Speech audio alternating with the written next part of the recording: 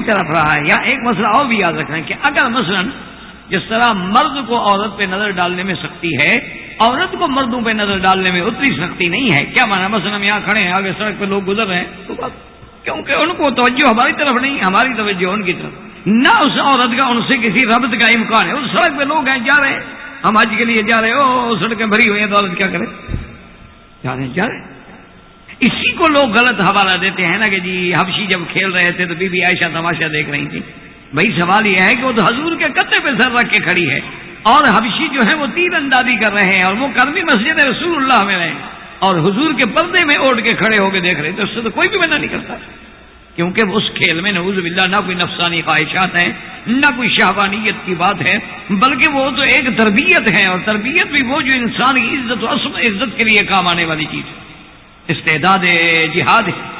تو اس لیے جناب اب آپ اندازہ کریں کہ جب بی بی مریم کی نظر پڑی تو کیا کہہ رہے؟ قالت انی اعوذ بالرحمن منک ان کنت تقیا.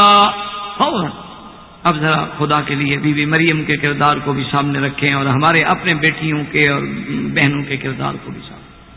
قالت انی اعوذ بالرحمن منک ان کنت تقیا، کہ میں اپنے اللہ کے نام رحمان کے نام سے پناہ پکڑتی ہوں اگر تم اللہ سے ڈرنے والے. ادھر کیا رہے عورت کی طرف، دور ہو کے جاؤ. قال انما انا رسول ربک لیہب لک غلاما زکیا. انہوں نے کہا بی بی آپ ناراض کیوں ہوتی ہیں؟ میں تو آپ کے رب کا بھیجا ہوا ہوں، میں نے تو آپ کے پاس آنا ہے، کہاں جاؤں؟ میں اسی لیے آپ کی طرف آ رہا ہوں کہ انما انا رسول ربک، میں تیرے رب کا بھیجا ہوا قاصد ہوں، اللہ کا فرشتہ ہوں، اور میں تو تمہیں خوشخبری دینے کے لیے آیا ہوں کہ اللہ تمہیں ایک پاکیزہ بچہ دے. بی بی صاحبہ اور گھبرا کہ پہلے تو پردے کا مسئلہ تھا، اب جناب بچے کا مسئلہ بھی ساتھ ہو گیا. انہیں بی بی صاحب نے کہا کیا کہہ رہے ہیں آپ؟ مجھے کیسے بچہ ہوگا؟ میں کنواری لڑکی ہوں، میری شادی نہیں ہوئی، کیا میری شادی ہوگی؟ کہا نہیں اللہ تبارک و تعالیٰ تمہیں بچہ دیں گے، بغیر شادی کے دیں گے، اور اس کو اپنی قدرت کی نشانی بنائیں گے. تو بہرحال ایک لمبا قصہ مبارک ہے جو قرآن میں موجود ہے، سورت مریم میں موجود ہے، کہ جب اس بی بی نے اپنی عزت و عفت کی اس قدر حفاظت کی، اللہ نے عیسیٰ بنایا، اور اللہ نے قرآن میں اس بی بی کے نام پہ سورت اتار دی، سورت مریم، وذکر فی الکتاب مریم. تو اس لیے آپ اندازہ کریں. اسی طرح سیدہ فاطمہ الزہرا رضی اللہ تعالی عنہا کے بارے میں ایک روایت ہے کہ جب آپ کی وفات کا وقت قریب آیا تو بی بی فاطمہ الزہرا رضی اللہ تعالی عنہا نے سیدنا علی رضی اللہ تعالی عنہ سے عرض کیا کہ علی کوشش کریں کہ اگر میری موت جو ہے رات کو ہو جائے تو بس رات میں میری تجہیز، تکفین، جنازہ، دفن سب رات میں ہو جائے، وقت انتظار نہ کریں. اور تو بی بی سیدہ فاطمہ الزہرا کے کہنے سے کہا کہ ہم ٹھیک ہے، میں تو تعویل کروں گا اور شریعت کا بھی یہی حکم ہے، لیکن سوال یہ ہے کہ آپ تو بنت النبی المصطفیٰ ہیں، آخر ہمیں اہل مدینہ کو خبر تو کریں. نہ بالکل. کہا کیوں؟ انہوں نے کہا الحمدللہ زندگی میں مجھ پر کسی کی زیادہ نظر نہیں پڑی، میں چاہتی ہوں میرے جنازے پر بھی نظر. کہ آدمی جنازے میں کیا دیکھے گا، لیکن یہ تو پتہ لگ جائے گا نا کہ قد کتنا ہے، لمبی عورت تھی، چھوٹی عورت تھی، موٹی عورت تھی، اتنا تو جنازے میں بھی پتہ لگتا ہے. یہ پردہ ہے. یعنی آپ اندازہ کریں، میری اپنی بڑی بہن تھی جو فوت ہو گئی، تو والد صاحب رحمۃ اللہ علیہ مجھے فرماتے تھے کہ آپ کی جو بہن تھی، میرا اس کے بارے میں خیال تھا کہ وہ بیچاری بچپن سے گنجی، یعنی اس کے سر پہ بال نہیں ہے، کیونکہ میں نے زندگی میں بیٹی ہے بچپن سے لے کر بڑے ہونے تک اس بیچاری کے بال تک کیا سر نہیں دیکھا. تو فرمایا کہ جب وہ فوت ہو گئی تو پھر عورتوں نے اندر سے پیغام بھیجا کہ وہ عورت کے لیے جو ٹوپی بنائی جاتی ہے جس میں بال رکھے جاتے ہیں وہ بال نہیں آ رہے تو کیا کریں ہم. تو ہم نے کہا کہ اور بڑی ٹوپی بنا لو، اس میں بال رکھ لو. کہا پھر مجھے اس کے مرنے کے بعد پتہ لگا کہ تمہاری بہن کے اور میری بیٹی کے اتنے ماشاءاللہ بڑے بال، لیکن پردہ اور حیا یہ تھا کہ باپ نے بال نہیں دیکھے اپنی بیٹی. اس کو وہ نہیں سمجھ سکتے بیچارے مغرب کے آفت زدہ لوگ جو ہیں، وہ کہیں گے جی یہ تو جی ہماری شخصی آزادی پہ پابندی ہے نا، کیوں پابندی کیوں لگائی جائے؟ جی وہ کہتے ہیں دیکھیں نا ایک عورت ہے اس پہ کیوں پردہ سونپا جائے، کیوں بال چھپائے اور کیوں چہرہ چھپائے اور کیوں اپنے بازو چھپائے اور کیوں اپنی پنڈلیاں چھپائے؟ اس کو آزادی ہے، اس کے حقوق ہیں. بھئی اگر اس کے حقوق ہیں تو پھر ہر چیز میں آزادی ہے. پھر اس کا مطلب یہ ہے کہ میں گاڑی اگر آدھی سڑک میں کھڑی کر کے بیٹھا رہا ہوں تو میرے بھی حقوق ہے، مجھے آزادی دیں. پابندی کیوں لگا رہے ہیں آپ؟ یہ پھر یہ نو پارکنگ ایریاز کیا ہیں؟ آپ کیوں پابندی لگا رہے ہیں؟ میری مرضی میں جہاں گاڑی کھڑی کرو. آزادی ہونی چاہیے. یہ آپ نے کیوں لکھا ہوتا ہے کہ جی یہاں آپ داخل نہیں ہو سکتے, نو ایڈمیشن, یہاں داخلہ بند ہے, یہاں راستہ بند ہے, یہ کیوں بھائی؟ آزادی ہے میری. یہ کیا ہے کہ سرخ بتیات گاڑیاں روک لو, ساری لائن لگی ہوئی ہے, کیوں ہم کھڑے رہے؟ ہمیں ابھی آزادی کو کون چیلنج کر رہا ہے؟ کیوں ہماری آزادی آپ دخل دے رہے ہیں؟ اللہ کے بندے, گاڑی چلانے پہ بھی پابندی ہے.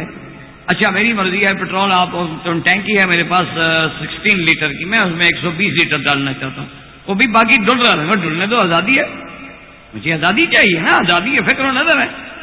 آپ کے ڈاکٹر صاحب تجویز کرتے ہیں کہ جی 500 کا ایک کیپسول ہے, کہ میری آزادی ہے, میں 10 لے لوں, شام کو انشاءاللہ لاش ایمرجنسی میں ہوگی. یہ کیا معنی ہے آزادی ہو آزادی ہو آزادی ہو؟ جی ہم اس کی آزادی پہ قدم لگ. اچھا, اور جو عورت تمہارے مقابلے پہ خود پردہ کرنا چاہتی ہے, چہار دیواری میں رہنا چاہتی ہے, عزت کے, اس کی بھی آزادی دو, اس پہ کیوں چیختی ہو؟ یہ کوئی آزادی وزادی والی بات نہیں. یہ جو 100% آزادی وہ بھی نہیں, ان کے پاس بھی نہیں ہوتی. چلو سارے کپڑے اتار کے دفتر کیوں نہیں جاتے, چھوٹا موٹا کیوں پہنتی ہیں؟ آزادی ہونی چاہیے. تو مکمل لباس سے آزادی تو وہ بھی نہیں چاہتی, ایک حد تو ان کے پاس بھی ہے. وہ جا کے بیچ میں سوئمنگ کریں تب بھی کاسٹیوم تو ان کو بھی پہننا پڑے. کیوں بھائی؟ نہ پہنو, خلاص آزادی ہونی چاہیے. یہ کیا ہے؟ اٹھا کر پھینک دو باہر کرنا. نئی تہذیب کے انڈے ہیں گندے. یہ کیا آزادی؟ اسی لیے علامہ اقبال نے, اللہ اس کی قبر پہ رحمت کرے, کیا بڑی بات کہہ گیا. وہ کہنے لگا کہ عزت ہے محبت کی قائم اے قیس حجاب محمل سے. عزت ہے محبت کی قائم اے قیس, یعنی وہ مجنون جو گزرا ہے, حجاب محمل سے. حجاب محمل کہتے ہیں جو اونٹنیوں پہ, یہاں عرب میں آپ نے دیکھا ہوگا رواج ہوتے تھے نا, اوپر کچاوا, ہمارے انڈیا پاکستان میں بھی ہوتے ہیں کچاوے ہوتے ہیں, یہاں کچھ شبدب ہوتے ہیں, چھوٹے سے کمرہ نما بنے ہوتے ہیں, جیسے ہمارے یہاں ہاتھیوں پہ ہوتے ہیں. انڈو پاک میں تو ہاتھیوں پہ بنائے جاتے ہیں نا, پالکی اور چھوٹا سا کمرہ. لیکن ہمارے اور جو اونٹوں پہ ہوتے ہیں ہمارے کھلے ہوتے ہیں, 2-3 عورتیں ادھر بیٹھ گئی, 2-3 عورتیں ادھر, اسے کجاوا کہتے ہیں. لیکن عربوں میں وہ ایک قسم کا وہ شگدف سا ہوتا ہے, تو اس کے پردے لگے ہوتے ہیں کہ جب شریف عورتیں اندر بیٹھی ہیں پردے میں جاتی ہیں. اچھا, اسی طرح جب ایک ڈولی جاتی ہے تو پردے میں جاتی ہے. بڑے گھروں سے جب پالکیاں نکلتی تھیں تو باقاعدہ کپڑے ڈال دیے جاتے تھے پر. تو اسی کو وہ کہہ رہا ہے کہ عزت ہے محبت کی قائم اے قیس حجاب محمل سے. محمل جو گیا, عزت بھی گئی, غیرت بھی گئی, لیلا بھی گئی, سب کچھ. اللہ تبارک و تعالیٰ نے یہ جو حجاب رکھا ہے نا, اسی کے اندر تو ساری حکمتیں. اب دیکھیں کہ بی بی فاطمہ اپنی موت کے بعد کا فکر, ورنہ بھائی موت آ گئی, اب کوئی دیکھے تو کیا ہے, تو نہیں دیکھے تو کیا ہے. اب کوئی جنازہ پڑھے گا تو کیا ہے, نہیں پڑھے گا تو کیا ہے, جنازہ اٹھے گا تو کیا ہے اور نہیں اٹھے گا تو کیا ہے. اٹھانے والے بھی تو غیر مرد ہوں گے, پرائے ہوں گے, اپنے اٹھاتے رہے, ہم تو مر گئے. لیکن عزت والی خاندان کی عورتوں کو, شریف عورتوں کو اس وقت کا بھی فکر. اسی لیے ایک دن بی بی عائشہ صدیقہ رضی اللہ تعالی عنہا نے حضور صلی اللہ علیہ وسلم سے سوال کیا. حضور صلی اللہ علیہ وسلم سے سوال کیا کہ یا رسول اللہ صلی اللہ علیہ وسلم کے جب قیامت والے دن ہم قبروں سے اٹھیں گے تو یا رسول اللہ قبرستان تو مشترک ہوتے ہیں, مرد بھی ہوتے ہیں, عورت بھی ہوتے ہیں, اپنے بھی ہوتے ہیں, پرائے بھی ہوتے ہیں, ادھر مرد ہے ادھر عورت ہے, ادھر مرد ہے ادھر عورت ہے, ادھر مرد ہے ادھر عورت ہے. اور جب اٹھیں گے تو حال بھی تو وہی ہوگا کہ کفن تک بھی نہیں ہوگا بدن پر, خفاتن غراتن غرلن, اسی طرح آدمی کھڑا ہوگا جیسے ماں کے پیٹ سے نکلا. یا رسول اللہ اس وقت کیا ہوگا کہ ایک غیر آدمی سامنے کھڑا ہے, ادھر عورت ہے ادھر مرد ہے ادھر عورت ہے, یا رسول اللہ حال کیا ہوگا؟ حضور نے فرمایا عائشہ کیا بات کہہ رہی ہو, وہ دن تو ایسا شدید ہوگا کہ آنکھیں جس کی اوپر ہوں گی تو نیچے نہیں ہو سکیں گی, نیچے ہوں گی تو اوپر نہیں اٹھ سکیں گی, اور ہر آدمی جو ہے وہ اپنے اس دہشت قیامت سے اس کا دماغ اڑ جائے گا. یوم یفر المرء من اخیہ و امہ و ابیہ و صاحبتہ و بنی لکل امرئ منہم یومئذ شأن یغنی. عائشہ اس وقت کسی کو ہوش ہوگا کہ کسی کو نظر ڈالے؟ ترا کل امت جاثیہ کل امت تدعا الی کتابہا. اس دن کس کو طاقت ہوگی؟ لیکن شریف عورت کو تو اس دن بھی پردے کا خیال ہے کہ جب ہم قبر سے اٹھیں گے تو پردے کا کیا ہوگا. تو اسی لیے آپ اندازہ فرمائیں اللہ تبارک و تعالیٰ کا اسلام, اللہ کا دین جو ہے وہ پابندی لگاتا ہے.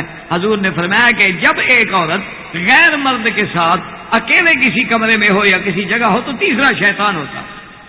اس لیے حکم ہے کہ لا یخلون امرأۃ, خبردار کوئی عورت کسی غیر مرد کے ساتھ الگ نہ بیٹھے. جب الگ بیٹھو گے نہیں تو بعد ہی سے پابندی شروع ہو گئی. اسی لیے حکم ہے کہ لا یسافر امرأۃ بغیر محرم, کہ کوئی عورت جس کا اللہ اور آخرت میں ایمان ہے بغیر محرم کے کبھی سفر نہ کرے. اسی طرح اللہ نے حکم دیا کہ ولا یضربن بارجلہن, کہ خبردار عورت جب چلے تو اپنے پاؤں کو زمین پہ مار کے نہ چلے، لِيُعْلَمَ مَا يُخْفِينَ مِن زِينَتِهِنَّ، تاکہ اس کے پاؤں میں جو پازیب ہے، اس کے پاؤں میں جو زیور ہے، اس کی کھنک جو ہے دوسروں کے کانوں میں نہ آئے۔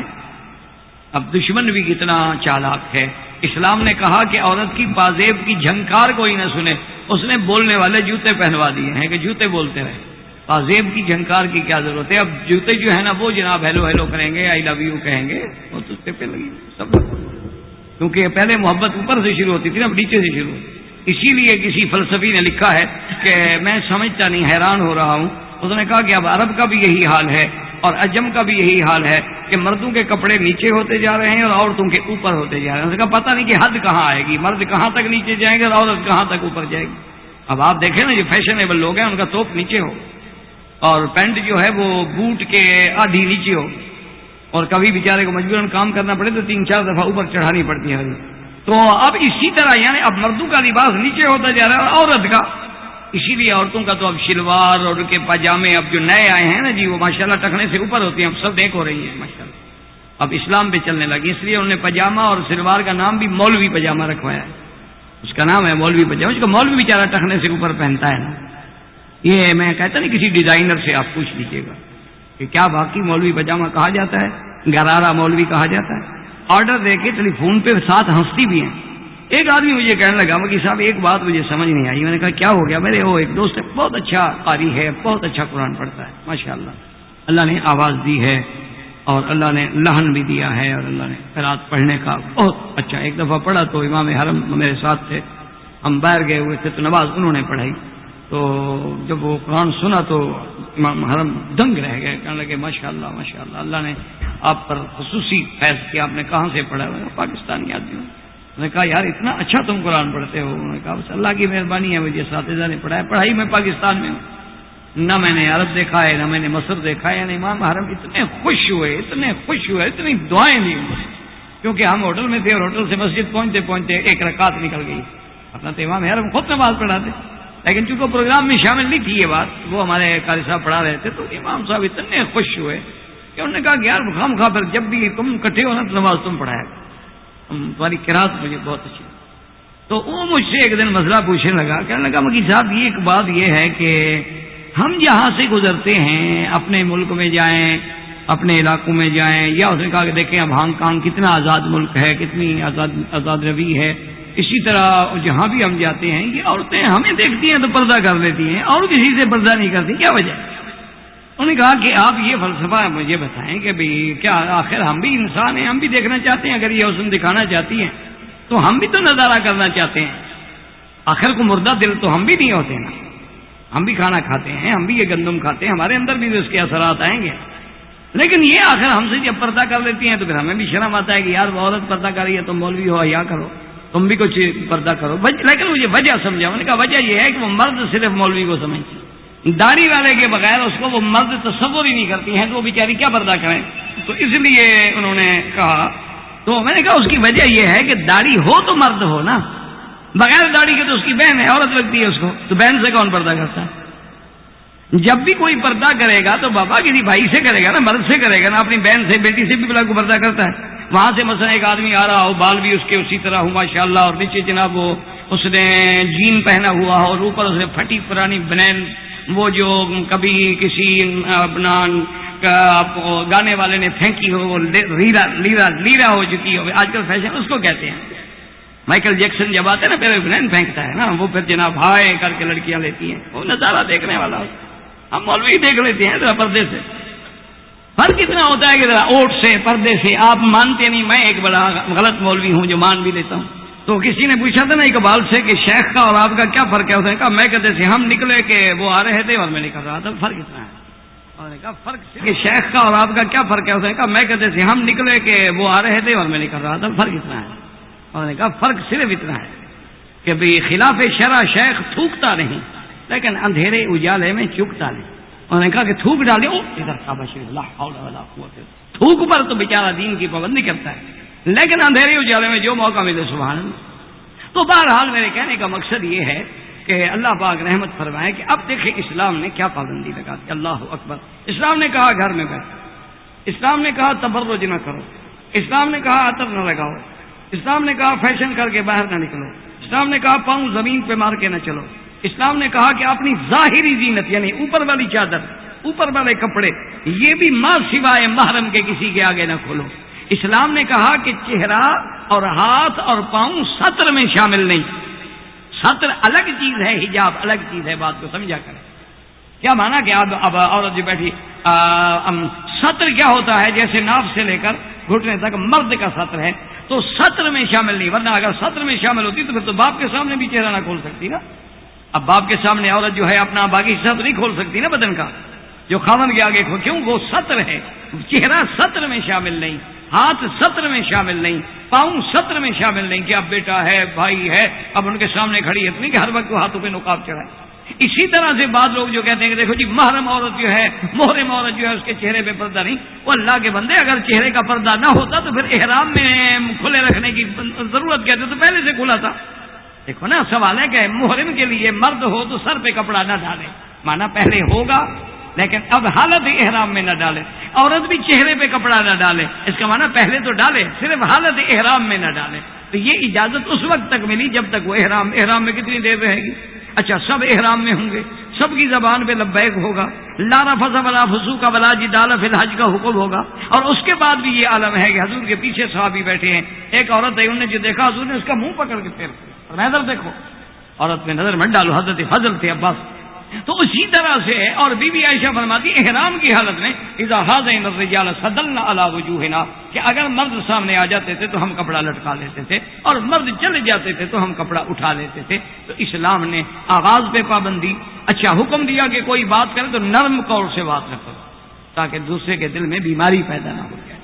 اور یہ جو کہتے ہیں نا کہ ولا یبدی زینت، زینت کا معنی ہے کہ ظاہری قد ہے، اب وہ تو نہیں چھپا سکتی، اب اس کے ہاتھ ہیں وہ تو نہیں چھپا سکتی، لیکن کن کے؟ اچھا ایک حکم جو آپ قرآن میں ہمیشہ پڑھتے ہیں کہ مرد کو حکم دیا جاتا ہے کہ غضوا من ابصارہم کہ اپنی آنکھیں نیچے کر لیں۔ اچھا عورتوں کو حکم دیا جاتا ہے کہ غیر مرد آئے یغضضن من ابصارہن، یہ بازار میں جانے کا حکم نہیں ہے کہ بعض لوگ پھر اعتراض کرتے ہیں اور جی عورت نظر نیچے کر لیں مرد نظر نیچے کر لیں تو ٹکرا جائیں گے جی بازار میں جاتے وہ جی وہاں ایکسیڈنٹ کا خطرہ ہے، پہلے سڑک پہ کیوں جاؤ گے ایکسیڈنٹ ہو؟ سڑک پہ جاؤ گے گاڑی چلاؤ گے تو ایکسیڈنٹ ہوگا، آپ نکلے نہیں گئے تو اصل بات سمجھیے، یہ حکم ہے گھر میں، یہ باہر کا حکم نہیں، اصل قرآن کو سمجھو۔ قل للمؤمنات یغضضن من ابصارہن ویحفظن فروجہن اور قل للمؤمنین یغضوا من ابصارہم ویحفظوا فروجہم ذلک ازکی لہم، یہ گھر کا حکم ہے، داخل کا حکم ہے کہ اپنے گھر کے اندر بھی ہو تو مومن نظر نیچے رکھے، مومنہ عورت نظر نیچے رکھے، چاہے بہن ہے، یہ نہیں کہ آنکھوں سے آنکھیں ٹکرا کے بات کر، یہ نہیں کہ چاہے تیری بیٹی ہے تم آنکھوں میں آنکھیں ڈال کے اس کے حسن پر نظر ڈالنا، نظر نیچے رکھو، یہ گھر کا حکم ہے۔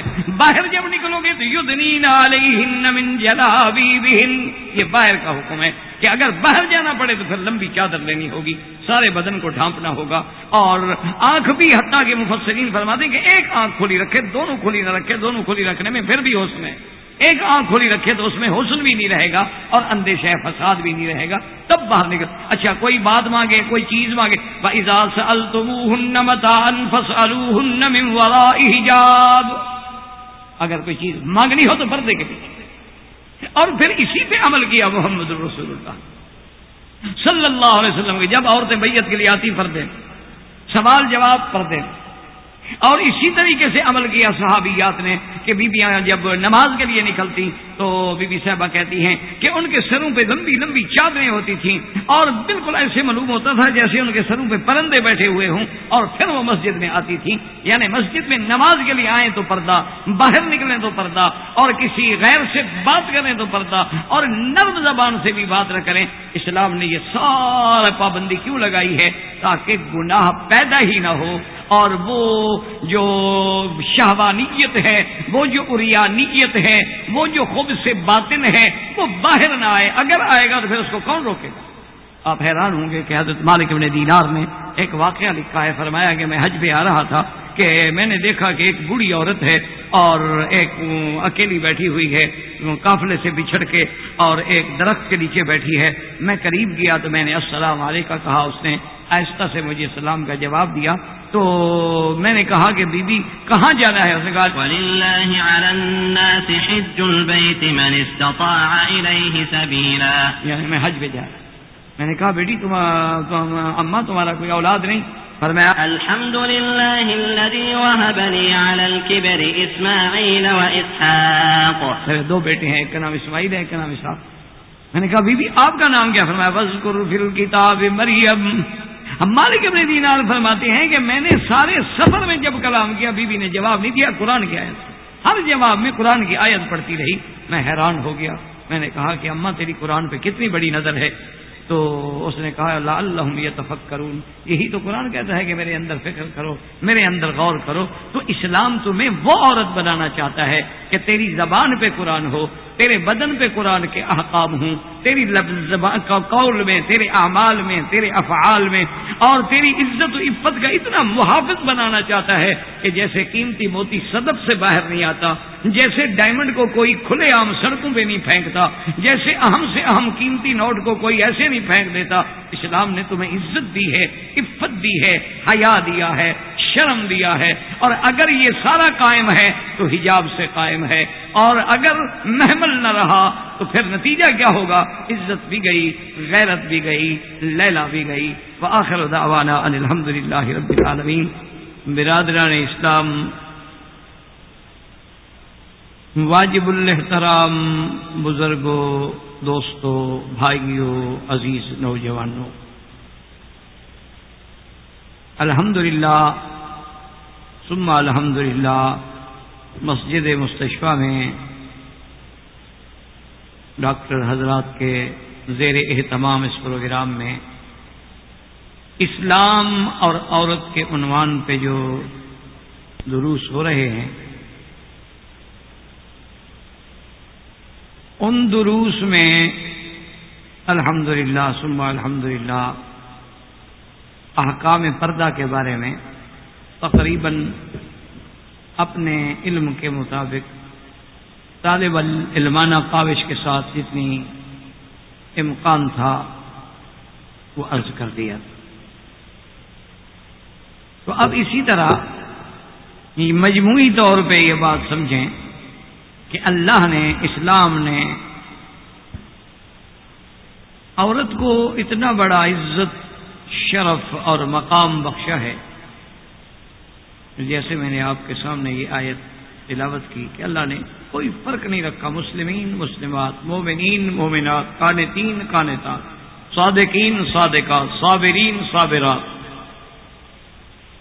یعنی جو صفتیں مردوں کی ہیں وہی صفتیں عورتوں کی ہیں. مسلمان مرد اور مسلمان عورتیں، ایمان والے مرد اور ایمان والی عورتیں، عبادت گزار مرد اور عبادت گزار عورتیں، روزہ رکھنے والے مرد اور روزہ رکھنے والی عورتیں، سچ بولنے والے مرد اور سچ بولنے والی عورتیں، اپنی شرم گاہوں کی حفاظت کرنے والے مرد اور اپنی حفاظت کرنے والی عورتیں، اللہ کا ذکر کرنے والے مرد، اللہ کا ذکر کرنے والی عورتیں. کسی چیز پہ آپ دیکھیں قرآن مساوات.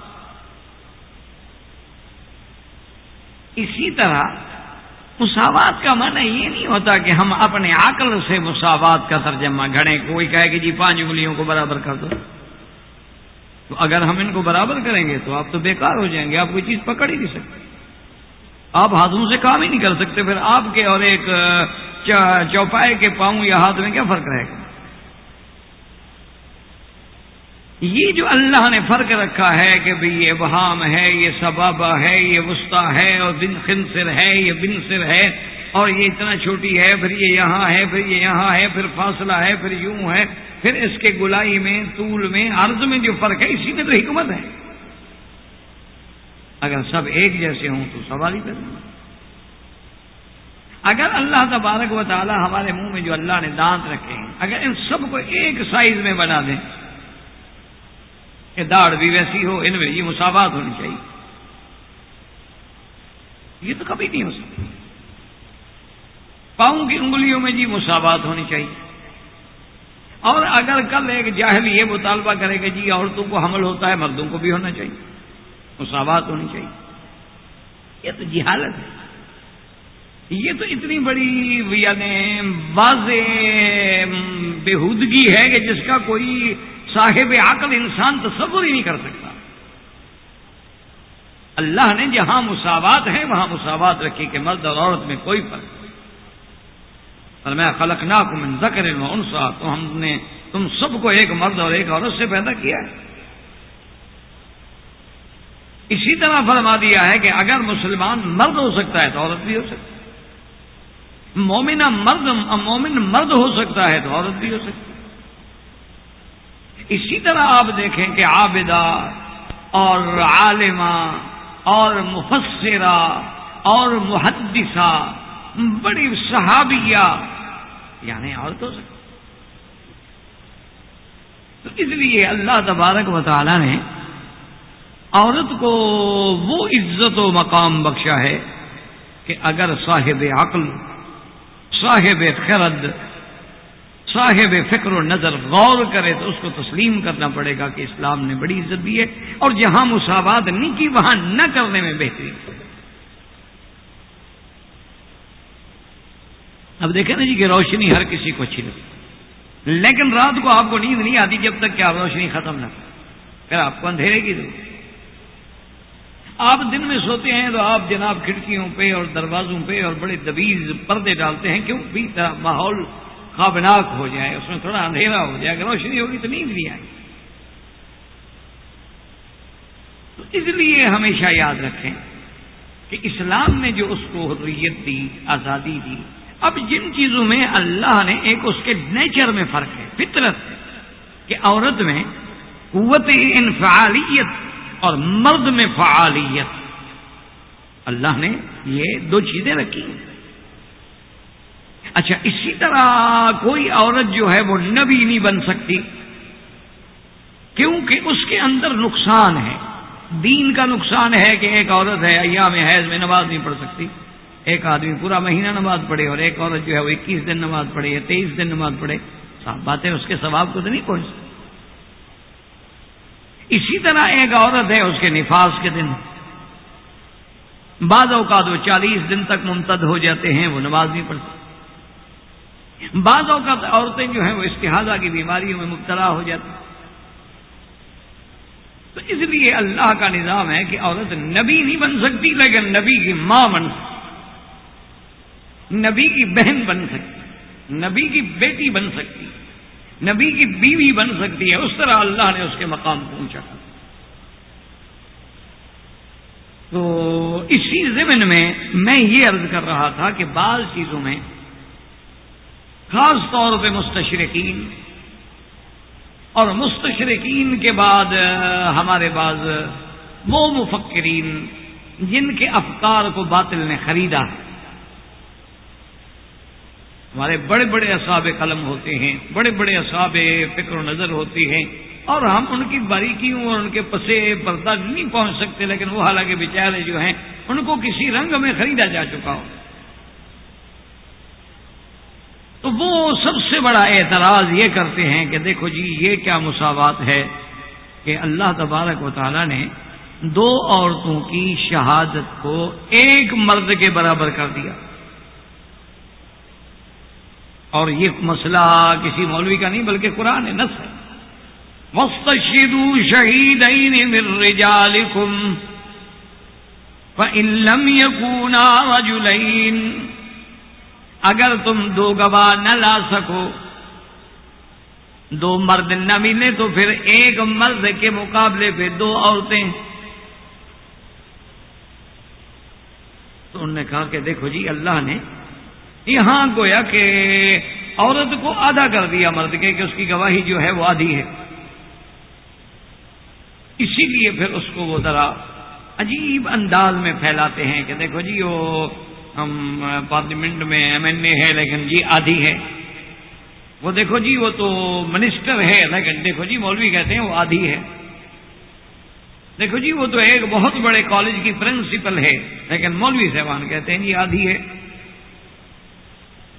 تو ایسی مثالیں دے کر، ایسی استہزاء و تضحیک کے ذرائع بنا کر دراصل وہ مولوی کی توہین نہیں کرتے، وہ اسلام کے ساتھ اپنے بغض کا اظہار کرتے. حالانکہ بڑا سیدھا سا معاملہ ہے، بڑا سمپل سا معاملہ ہے، اس میں کوئی جھگڑے والی بات ہی نہیں. اللہ تبارک و تعالیٰ کا جو منشأ ہے اسلام، بات کو سمجھیں. اب دیکھیں مثال کے طور پر ہر معاملے میں 2 گواہ کافی. فاستشهدوا شهيدين من رجالكم فإن لم يكونا رجلين فرجل وامرأتان ممن ترضون من الشهداء. اللہ نے قانون بنا دیا ہے کہ ہر معاملے میں چاہے کروڑوں کا معاملہ ہو، کیونکہ پہلے اس سے جو آیت ہے اذا تداینتم بدین الی اجل مسمى معاملات ہیں کہ اگر تم نے کسی کو قرض دیا ہے، قرض کی ایک مقدت رکھی ہے، تو بھائی لکھ لیا کرو، اپنے معاملات کو تحریر میں لے آؤ اور اس پہ گواہ لے آؤ تاکہ تمہارے جھگڑے نہ ہوں. اور گواہوں کے لیے ضروری ہے کہ 2 گواہ ہوں، اور اگر اتفاق ہے کہ 2 گواہ ہمیں نہیں ملے، ایک مرد ملتا ہے تو ایک مرد اور 2 عورتیں ملا. لیکن ہر بات کو سمجھیں کہ ہر معاملے میں کروڑوں کا نہیں، اربوں ڈالر کا اگر آپ کا معاہدہ ہے تو 2 گواہ کافی ہیں شریعت. اور دکھ تو ہمیں تب ہوتا ہے کہ جب دنیا کے انسانوں کے بنائے ہوئے قانون کے ماہرین جو ہیں وہ اعتراض کرتے ہیں، جن کا اپنا قانون جو ہے ایک عجیب ایسا گورکھ دھندا ہے کہ اس میں کمزور پھنستا چلا جاتا ہے اور طاقتور اس کو توڑ دیتا ہے. وہ اعتراض کرتے ہیں اسلام. کتنے دکھ کی بات. یعنی آپ اندازہ کریں کہ اسلام کہتا ہے کہ $1,000 کا معاہدہ، 2 گواہ، السلام علیکم، بات ختم ہو گئی. اور جدید قانون کہتا ہے کہ جی اگر پرونوٹ بھی لکھا گیا ہے، باقاعدہ اس پہ اسٹمپ کیا گیا ہے، لیکن اس کی ایک مدت ہے، مدت گزر گئی تو اب یہ ویلڈ نہیں رہا. دیا بھائی اگر مدت گزر گئی، جس کے پیسے وہ تو مر گیا غریب، اس کا کیا گناہ ہے؟ اور جی آپ نے ٹائم جو ہے نا وہ کیس دائر نہیں کیا. یعنی آپ اندازہ کریں، پر نوٹ لکھا ہوا ہے، اسٹیمپ لگے ہوئے، لیکن یہ ٹائم نہیں ہے، ٹائم بارڈ ہو گیا. آپ نے ایک آدمی کو پیسے دیے، اس نے آپ کو چیک دیا، اور وہ چیک جو ہے بالکل یعنی 100% غلط. کہا جی بس ٹھیک ہے، وقت گزر گیا، زیادہ سے زیادہ آپ 420 کا استغاثہ کر دیں عدالت. اب آپ کورٹ میں جائیں گے جناب، سول کورٹ میں.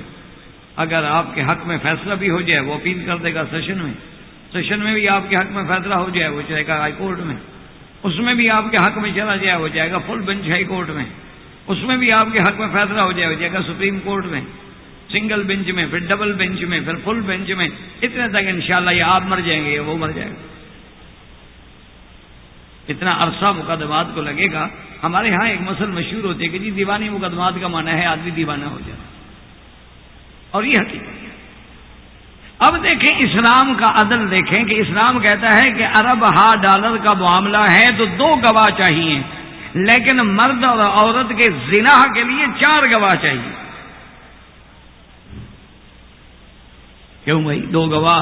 یعنی اس اللہ کے ہاں، اسلام کے ہاں ایک عورت کی عزت و عفت و حلال نہیں، $1,000 سے زیادہ قیمتی ہے. یہ نہیں کہ جس عورت پہ مرضی ہے تہمت لگا دو، جس بندے کو مرضی ہے زنا کی سزا دلوا دو، اور تمہارا تو کچھ نہیں بگڑے گا. لیکن جس عورت پر نعوذ باللہ زنا کی تہمت لگ گئی، اب وہ لوگ اس قیمت کو کیا سمجھیں کہ جن کی 9 سال کی بچیاں جو ہیں حاملہ ہو جاتی ہیں، جن کے ملکوں میں 1 لاکھ بچہ ہر سال حرامی پیدا ہوتا ہے، ان کو کسی کی عفت و عصمت کی کیا پتہ یا قیمت کا کیا اندازہ ہو سکتا. میں ایک اخبار میں پڑھ رہا تھا کہ ایک ماں نے کہا کہ ویکینڈ تھی، یعنی چھٹی کے دن تھے، سیٹرڈے سنڈے کا دن تھا، تو اس نے کہا کہ میری بچی جو ہے وہ 8 سال کی ہے. تو میرا خیال یہ تھا کہ چونکہ ہمارا ویکینڈ پہ باہر جانے کا کوئی پروگرام نہیں بنا ہے، تو آج اپنی بچی کے ساتھ گھر میں رہوں گی اور بیٹھیں گے، ہم باتیں کریں گے، اور اچھا گھر میں بیٹھ کے کھانا وانا خود پکائیں گے، کھائیں گے. اور ساتھ میرے دماغ میں یہ بھی خیال تھا کہ بچی اب آہستہ آہستہ بڑی ہو رہی ہے، تو میں اس کو تھوڑا سا جنس کے مسائل پہ یعنی سیکس کے مسائل پہ بھی کچھ تھوڑا سا گائیڈ کرتی ہوں، تھوڑا تاکہ سمجھ جائے. تو اس نے کہا کہ جب میں نے اس سے بات کی تو مجھ سے زیادہ ماشاءاللہ اپروچ تھی اس کی، یعنی 8 سال کی بچی کی اپروچ ماں سے زیادہ تھی جس نے کئی بچے جینے ہوئے تھے. کہ ہاں یہ عالم ہو، ان کو تو یہ مسائل سمجھ نہیں آ سکتے. ان کے نزدیک عفت، ان کے نزدیک عصمت، ان کے نزدیک کسی عورت کا کنوار پن ان کے نزدیک کسی دوشیزہ کا کنوارا ہونا، ان کے نزدیک کسی کا باکرا ہونا، ان کے نزدیک کسی کا پاک صاف ہونا، یہ تصور ہی نہیں ہے، تو پھر ان کو آدمی کہتے ہیں مسائل سمجھا سکتا ہے۔ اسی لیے ہم اپنی بیٹیوں سے، بہنوں سے گزارش کرتے ہیں کہ یا تو مکمل طور پہ آپ مغربی نظام کو قبول کر لیں، چھوڑ دیں اسلام کو، نکل جائیں آپ اسلام، اور اگر آپ نے اسلام کا نام لینا ہے تو پھر اسلام کو رسوا نہ، پھر اسلام کے مبادی کو سمجھیں، اسلام کے اصولوں کو سمجھیں۔ اسلام کے نزدیک تیری عزت و عفت اتنی قیمت ہے کہ یہاں 4 گواہوں کی ضرورت۔ اچھا، دیگر معاملات میں تو عورت گواہ بن سکتی ہے، زنا کے معاملات میں عورت گواہ ہی نہیں بن سکتی۔ یعنی آپ اندازہ کریں، اسلام کی باریکی دیکھیں، اس کے اللہ کے احکام کے اندر وہ جو دقت ہے، وہ جو گہرائی ہے، وہ جو گہرائی ہے، اس میں غور کریں، سمجھیں۔ اچھا، اسلام نے کہا کہ 2 عورتیں گواہی دیں تو 1 کے برابر ہوگی، کیوں؟ اللہ نے فرمایا ان تذکر احداہما، کہ عورتوں میں مشغولیت ہوتی ہے، گھر کے کام کاج ہوتے ہیں، اور ہو سکتا ہے ایک بھول جائے تو دوسری اس کو یاد دلا سکے۔ یعنی اللہ تبارک و تعالیٰ نے، اچھا بندے بھی بھول سکتے ہیں، مرد بھی بھول سکتا ہے، لیکن نسیان اس مرد کے مقابلے پہ عورت میں زیادہ ہوتا ہے۔ اصولی بات ہے کہ جو جتنا زیادہ کام ہوگا، لہو و لعب ہوگا، مشغولیت ہوگی، تو اتنا آدمی بھول جاتا۔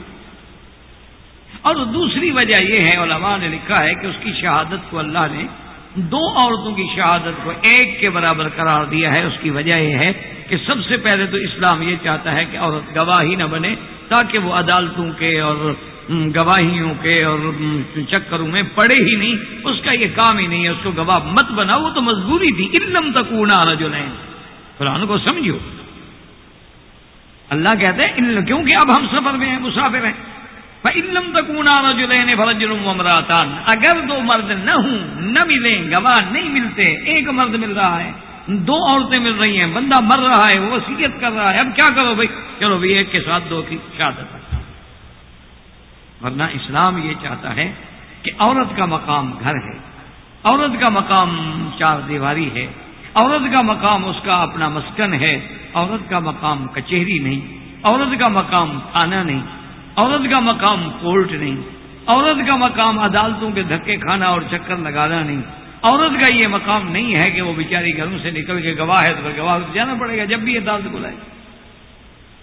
اچھا، اگر بن جائے تو پھر اکیلی نہ ہو، کم از کم 2 جو ہیں 1 گواہی کے برابر، تاکہ 1 تو اکیلی عورت کا آنا مسئلہ۔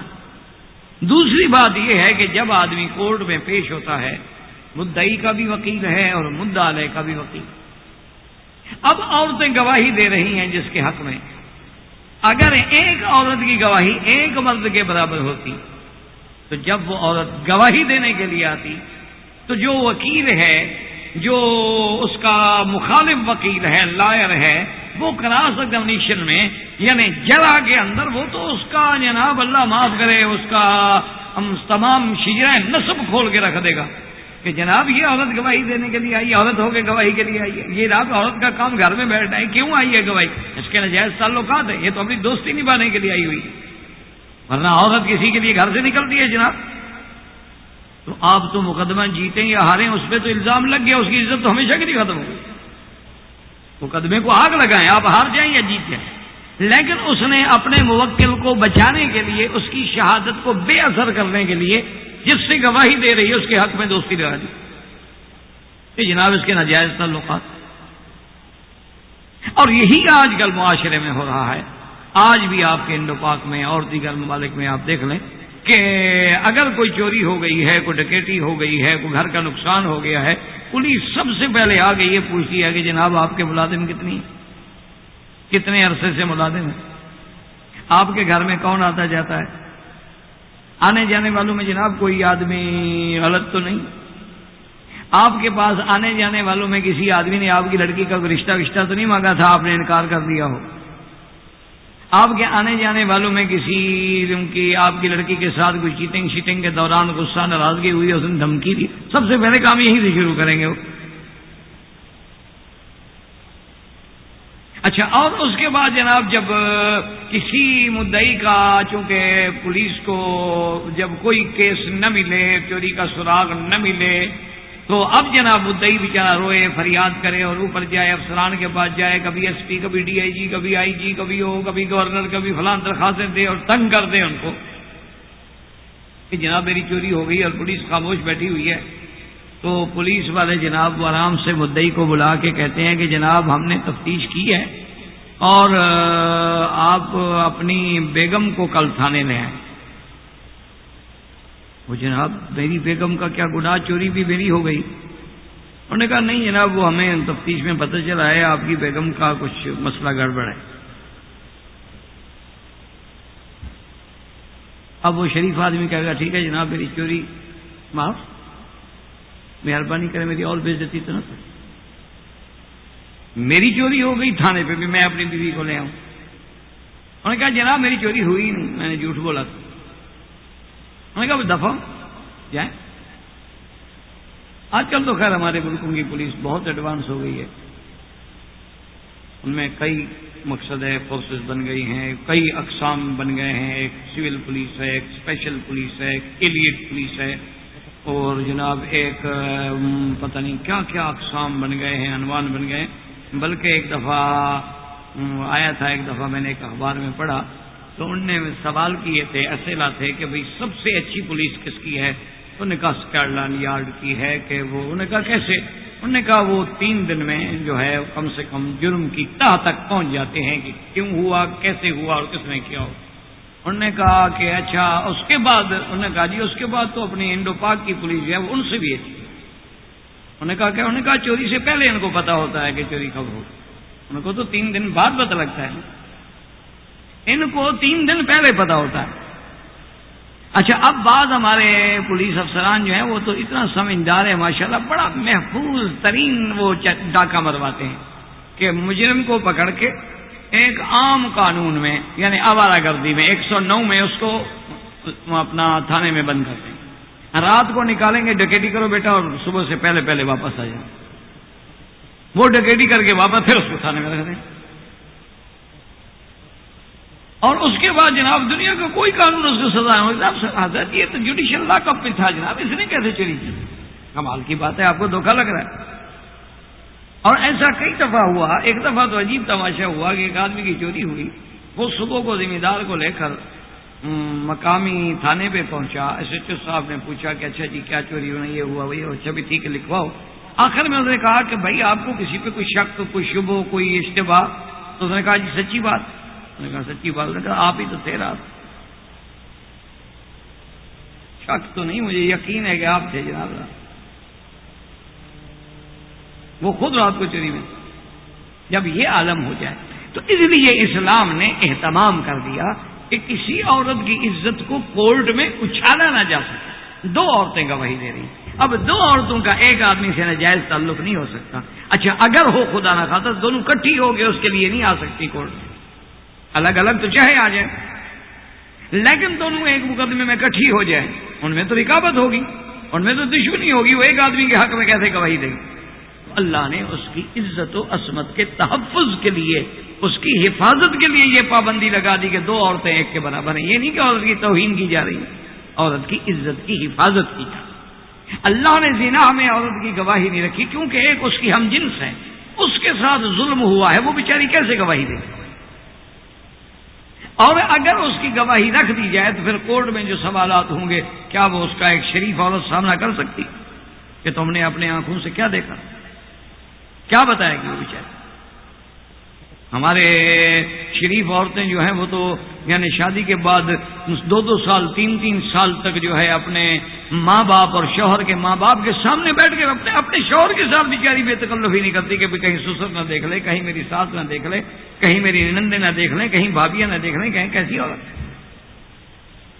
لیکن یہ ان لوگوں کا ہے جو شرفاء ہیں، آج کی عورت کی بات نہیں ہے، کیونکہ یہ تو شادی سے پہلے انڈرسٹینڈنگ ان کی ضروری ہوتی ہے، کچھ عرصہ تعلق رہے، آنا جانا ہو، ملنا ہو، بیچ پہ، کبھی کلب میں، کبھی ریسٹورانٹ میں، کبھی ڈانس فلور پہ، تاکہ اچھی طرح ایک دوسرے کو سمجھے نا۔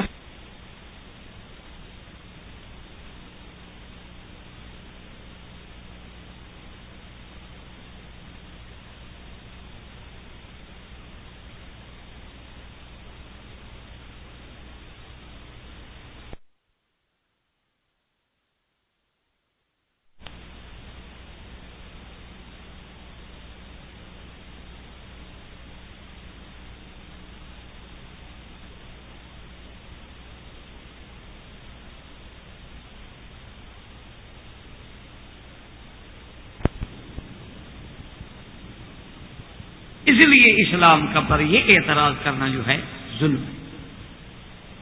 اب دوسرا اعتراض کرتے ہیں کہ دیکھو جی چلو ٹھیک ہے، شہادت کی بات تو ہمیں سمجھ آ گئی کہ یہ عورت کی عزت کے لیے ہے، لیکن جناب دیت کی بات سمجھ نہیں آتی کہ آخر عورت کی دیت کیوں آتی ہے؟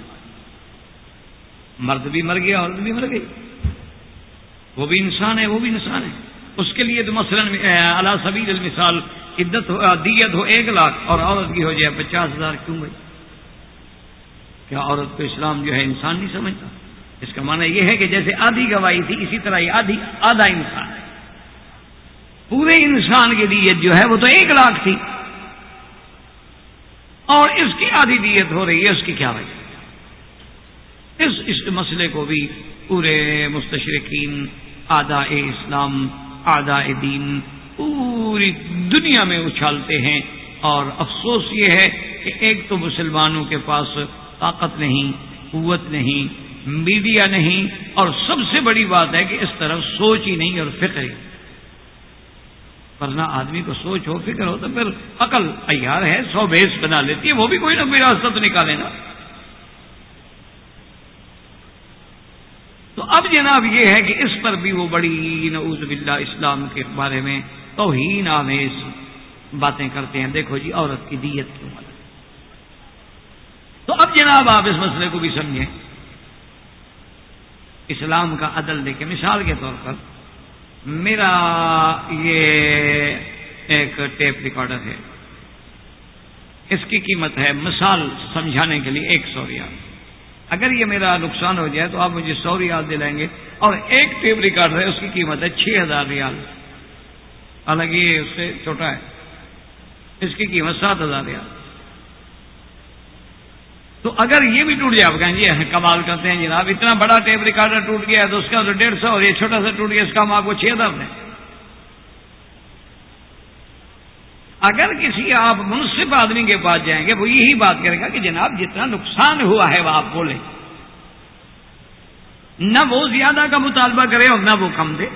عدل کا تقاضا یہ ہے کہ جتنا نقصان ہو، کیونکہ یہ ہے نقصان کو پورا کرنا، نقصان تو تب ہی پورا ہوگا نا۔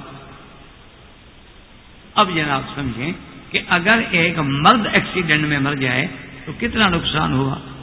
بیوی بچوں کا بیچارہ کفیل وہ تھا، گھر والوں کا کفیل وہ تھا، تمام معاملات اس کے سر پہ تھے، گھر چلانے کے بوجھ اس کے سر پہ تھے، کما کے کھلانے والا تھا۔ عورت کی ذمہ داری تو نہیں، وہ تو گھر میں بیٹھی کھانے والی تھی۔ تو جتنا نقصان ہوا اللہ نے اتنی دیت رکھی کہ مرد کی وجہ سے چونکہ نقصان زیادہ ہے دیت بھی زیادہ ہو، عورت کے مرنے سے چونکہ نقصان کم ہے دیت بھی کم ہے۔ اس میں نعوذ باللہ کسی کے بغض کی کیا بات ہے؟ دیت تو اس نقصان کو یعنی پورا کرنے کے لیے دی جا رہی ہے۔ تو اگر مرد کے جانے سے صاف ظاہر ہے کہ جس گھر کا مرد چلا جائے گا اس کا نقصان کتنا ہوگا، اس کے مقابلے پہ عورت جائے گی، نقصان تو ہوگا لیکن اس سے کم ہوگا۔ اس لیے جہاں کم نقصان تھا اسلام نے دیت کم رکھی، جہاں زیادہ نقصان تھا اسلام نے دیت زیادہ رکھی۔ تو اس میں کون سی بے انصافی ہے؟ جتنا آپ کا نقصان ہوا ہے آپ اتنا لیں، وہ تو اسلام آپ کو دے رہا۔ اسی طرح جناب اب آپ آئیں کہ ایک تیسرا اعتراض جو اسلام پہ کیا جاتا ہے، ایک تو نصف شہادت کا اور ایک نصف دیت کا، اور اسی طرح نصف وراثت۔ یہ بھی اسلام پہ ایک بہت بڑا الزام لگایا جاتا ہے کہ دیکھو جی اللہ پاک نے مرد کو اگر لڑکا ہے یا لڑکی ہے، لڑکوں کے تو 2 حصے ہیں اور لڑکی کا 1 ہے۔ میں کہا دیکھو جناب ایک ہی باپ ہے، ایک ہی ماں ہے، ایک اس سے بیٹا ہے، اسی سے بیٹی ہے، بیٹے کو تو 2 دو، ڈبل دو، اور لڑکی کو جناب آدھا دو۔ اور پھر اس بات کو اس انداز میں پیش کرتے ہیں، دیکھو جناب عورت مظلوم ہے، بیچاری کمزور ہے، صنف نازک ہے، وہ جناب اب وہ بالکل وہ نظریہ بدل جاتا ہے۔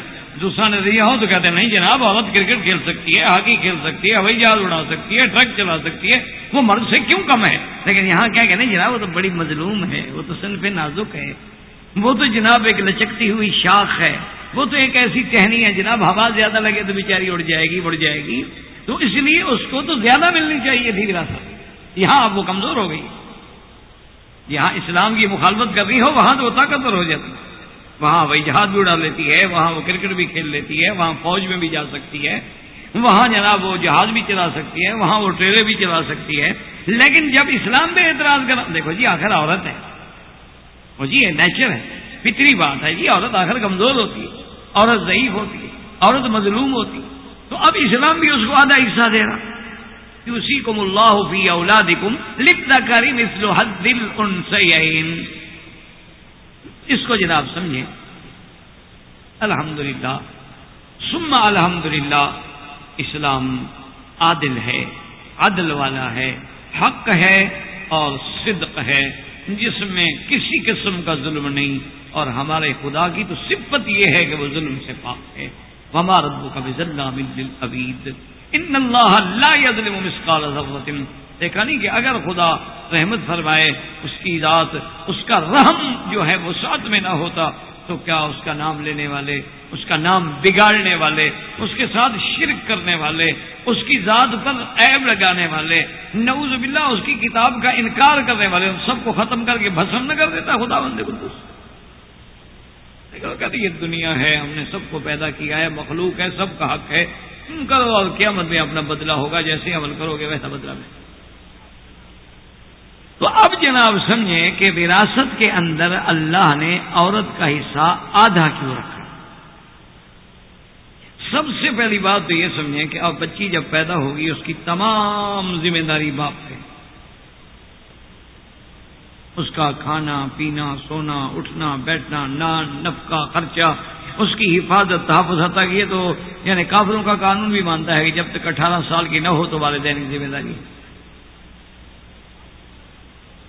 تو اب جناب 18 سال تک اس کا کھانا پینا، مکان، کرایہ، رہائش سب والدین کے ذمہ ہے. لڑکی سے کوئی مطالبہ نہیں ہوگا کہ آپ مکان میں رہتی ہیں تو پیسے دیں. اب جب 18 سال کی ہو جائے تو شریعت یہ بھی حکم دیتی ہے کہ اپنی بیٹی کا اچھی جگہ رشتہ کرو، شادی کرو، انتظام کرو، حسب توفیق جو دے سکتے ہو بچی کو دو. جہیز میں مطالبہ کرنا حرام ہے. والدین اپنے منشور سے اپنی بچی کو جو چاہیں دیں. ہمارے ہاں جو رسم بن گئی ہے نا، مطالبہ ہے کہ اتنا جہیز دو گے تو ہم نکاح قبول کریں گے. اس میں گاڑی ہو، اس میں ٹی وی ہو، اس میں VCR ہو، اس میں فلاں ہو، اس میں فلاں ہو. یہ حرام ہے شریعت. لیکن اگر والدین اپنی توفیق کے مطابق، ان کی توفیق 1 لاکھ ہے، 1 لاکھ دیں گے، 10 لاکھ ہے، 10 لاکھ. کون ماں باپ ہے جو اپنی بیٹی کو نہیں دے گا؟ تو اب جناب یہ ہے کہ اس کے پیدائش سے لے کر شادی تک کے تمام اخراجات کا ذمہ دار باپ ہے، اور شادی کے بعد اس کے تمام اخراجات کا ذمہ دار جو ہے اس کا شوہر ہے. اب شادی ہو گئی، اب وہ شوہر کے گھر میں آ گئی تو اب اس کا مکان، نان، نفقہ، سکنا، کھانا پینا، اٹھنا، لباس، تمام چیزوں کی ذمہ داری جو ہے اس کے شوہر پہ آ گئی. اچھا اب جناب یہ ہے کہ آگے جب اس کے بچے ہو گئے تو ان بچوں کا خرچ بھی ان کے باپ پہ ہے. اور جب بچے ماشاءاللہ بڑے ہو جائیں گے، کچھ چلنے کے، کچھ کمانے کے، تو ماں کی بھی خدمت کریں گے. جو فرما بردار بیٹے ہیں وہ تو سب سے پہلے جناب جہاں ملازمت ہو، کوئی مقام ملے تو کہتے ہیں نہیں یہ پہلی تنخواہ تو ہم نے اپنی امی کے ہاتھ پہ رکھنی ہے نا،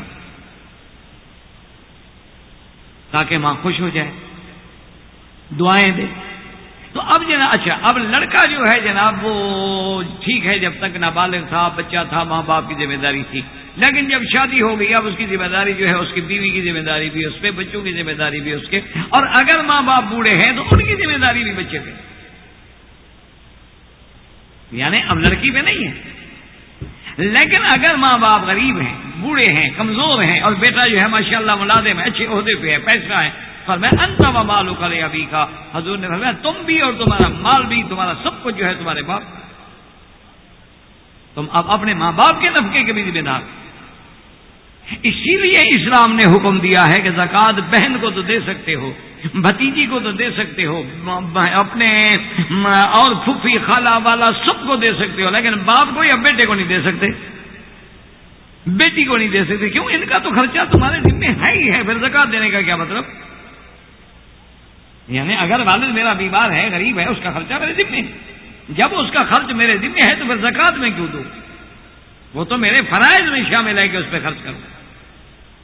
میری ماں اگر بوڑھی ہو گئی، کمزور ہے، بیچاری کا کوئی ذریعہ نہیں ہے، تو اس کا خرچ میرے ذمے واجب ہے نہ کہ میں زکات سے دوں۔ تو اب جناب مہربانی فرما کے اندازہ کریں کہ تمام بوجھ اور مرد پہ زیادہ ہے یا عورت؟ جب لڑکے پہ زیادہ ہے تو اللہ نے اس کو میراث میں بھی حصہ زیادہ دیا ہے کہ بھی چونکہ تمہاری ذمہ داری زیادہ ہے، تمہارے اوپر بوجھ زیادہ ہے، لہذا تم ڈبل حصہ لے لو۔ اور بچی پہ بوجھ کم ہے اور اس کو ماں باپ جہیز بھی دے رہے ہیں، شادی بھی کر رہے ہیں، سامان بھی دے رہے ہیں، گھر بنا کے دے رہے ہیں، تو آدھا حصہ اس کو بھی دے دو تاکہ وہ محروم نہ ہو میراث سے، والدین کی جائیداد سے۔ یہ نہیں کہ وہ خالی ہاتھ چلی جائے، لیکن بھائی کے مقابلے پہ تو نہ لے کیونکہ اس کی تو ذمہ داری زیادہ ہے، اس کے تو اخراجات زیادہ ہے۔ اچھا اب جناب اسی طرح دیکھیں کہ جب لڑکی ہے، باپ مر جائے گا تو باپ کی جائیداد کی وارث بنے گی کہ نہیں بنے گی؟ ماں مر جائے، ماں کی جائیداد کی وارث بنے گی کہ نہیں بنے گی؟ بنے گی۔ اور شوہر مر جائے تو شوہر کی جائیداد کی بھی وارث بنے گی۔ اچھا بیویاں تو کبھی ہوتی ہیں نا دولت والی، ورنہ عام طور پر تو غریب ہوتی ہیں بیچاری، ٹھیک ہے، بیوی کا بھی جائیداد میں وراثت میں شوہر کا حق ہے، لیکن وہ تو لاکھوں میں ایک ہوگا۔ میراث، علم المیراث جو ہے، یوصیکم اللہ فی اولادکم للذکر مثل حظ الانثیین، تو یہ علم الفرائض جو ہے، علم المیراث جو ہے، اب آپ اس میں اندازہ کریں کہ اب لڑکی اپنے والدین کی بھی وارث ہے اور شوہر کی بھی وارث، تو انسان ٹھنڈے دل سے غور کریں کہ اسلام نے کیا ظلم کیا جناب۔ اسلام نے تو عدل کیا کہ جس پر خرچ زیادہ تھا اس کو زیادہ دیا، جس پہ بوجھ کم تھا اس کو کم دیا، تو عین عدل ہے انسان۔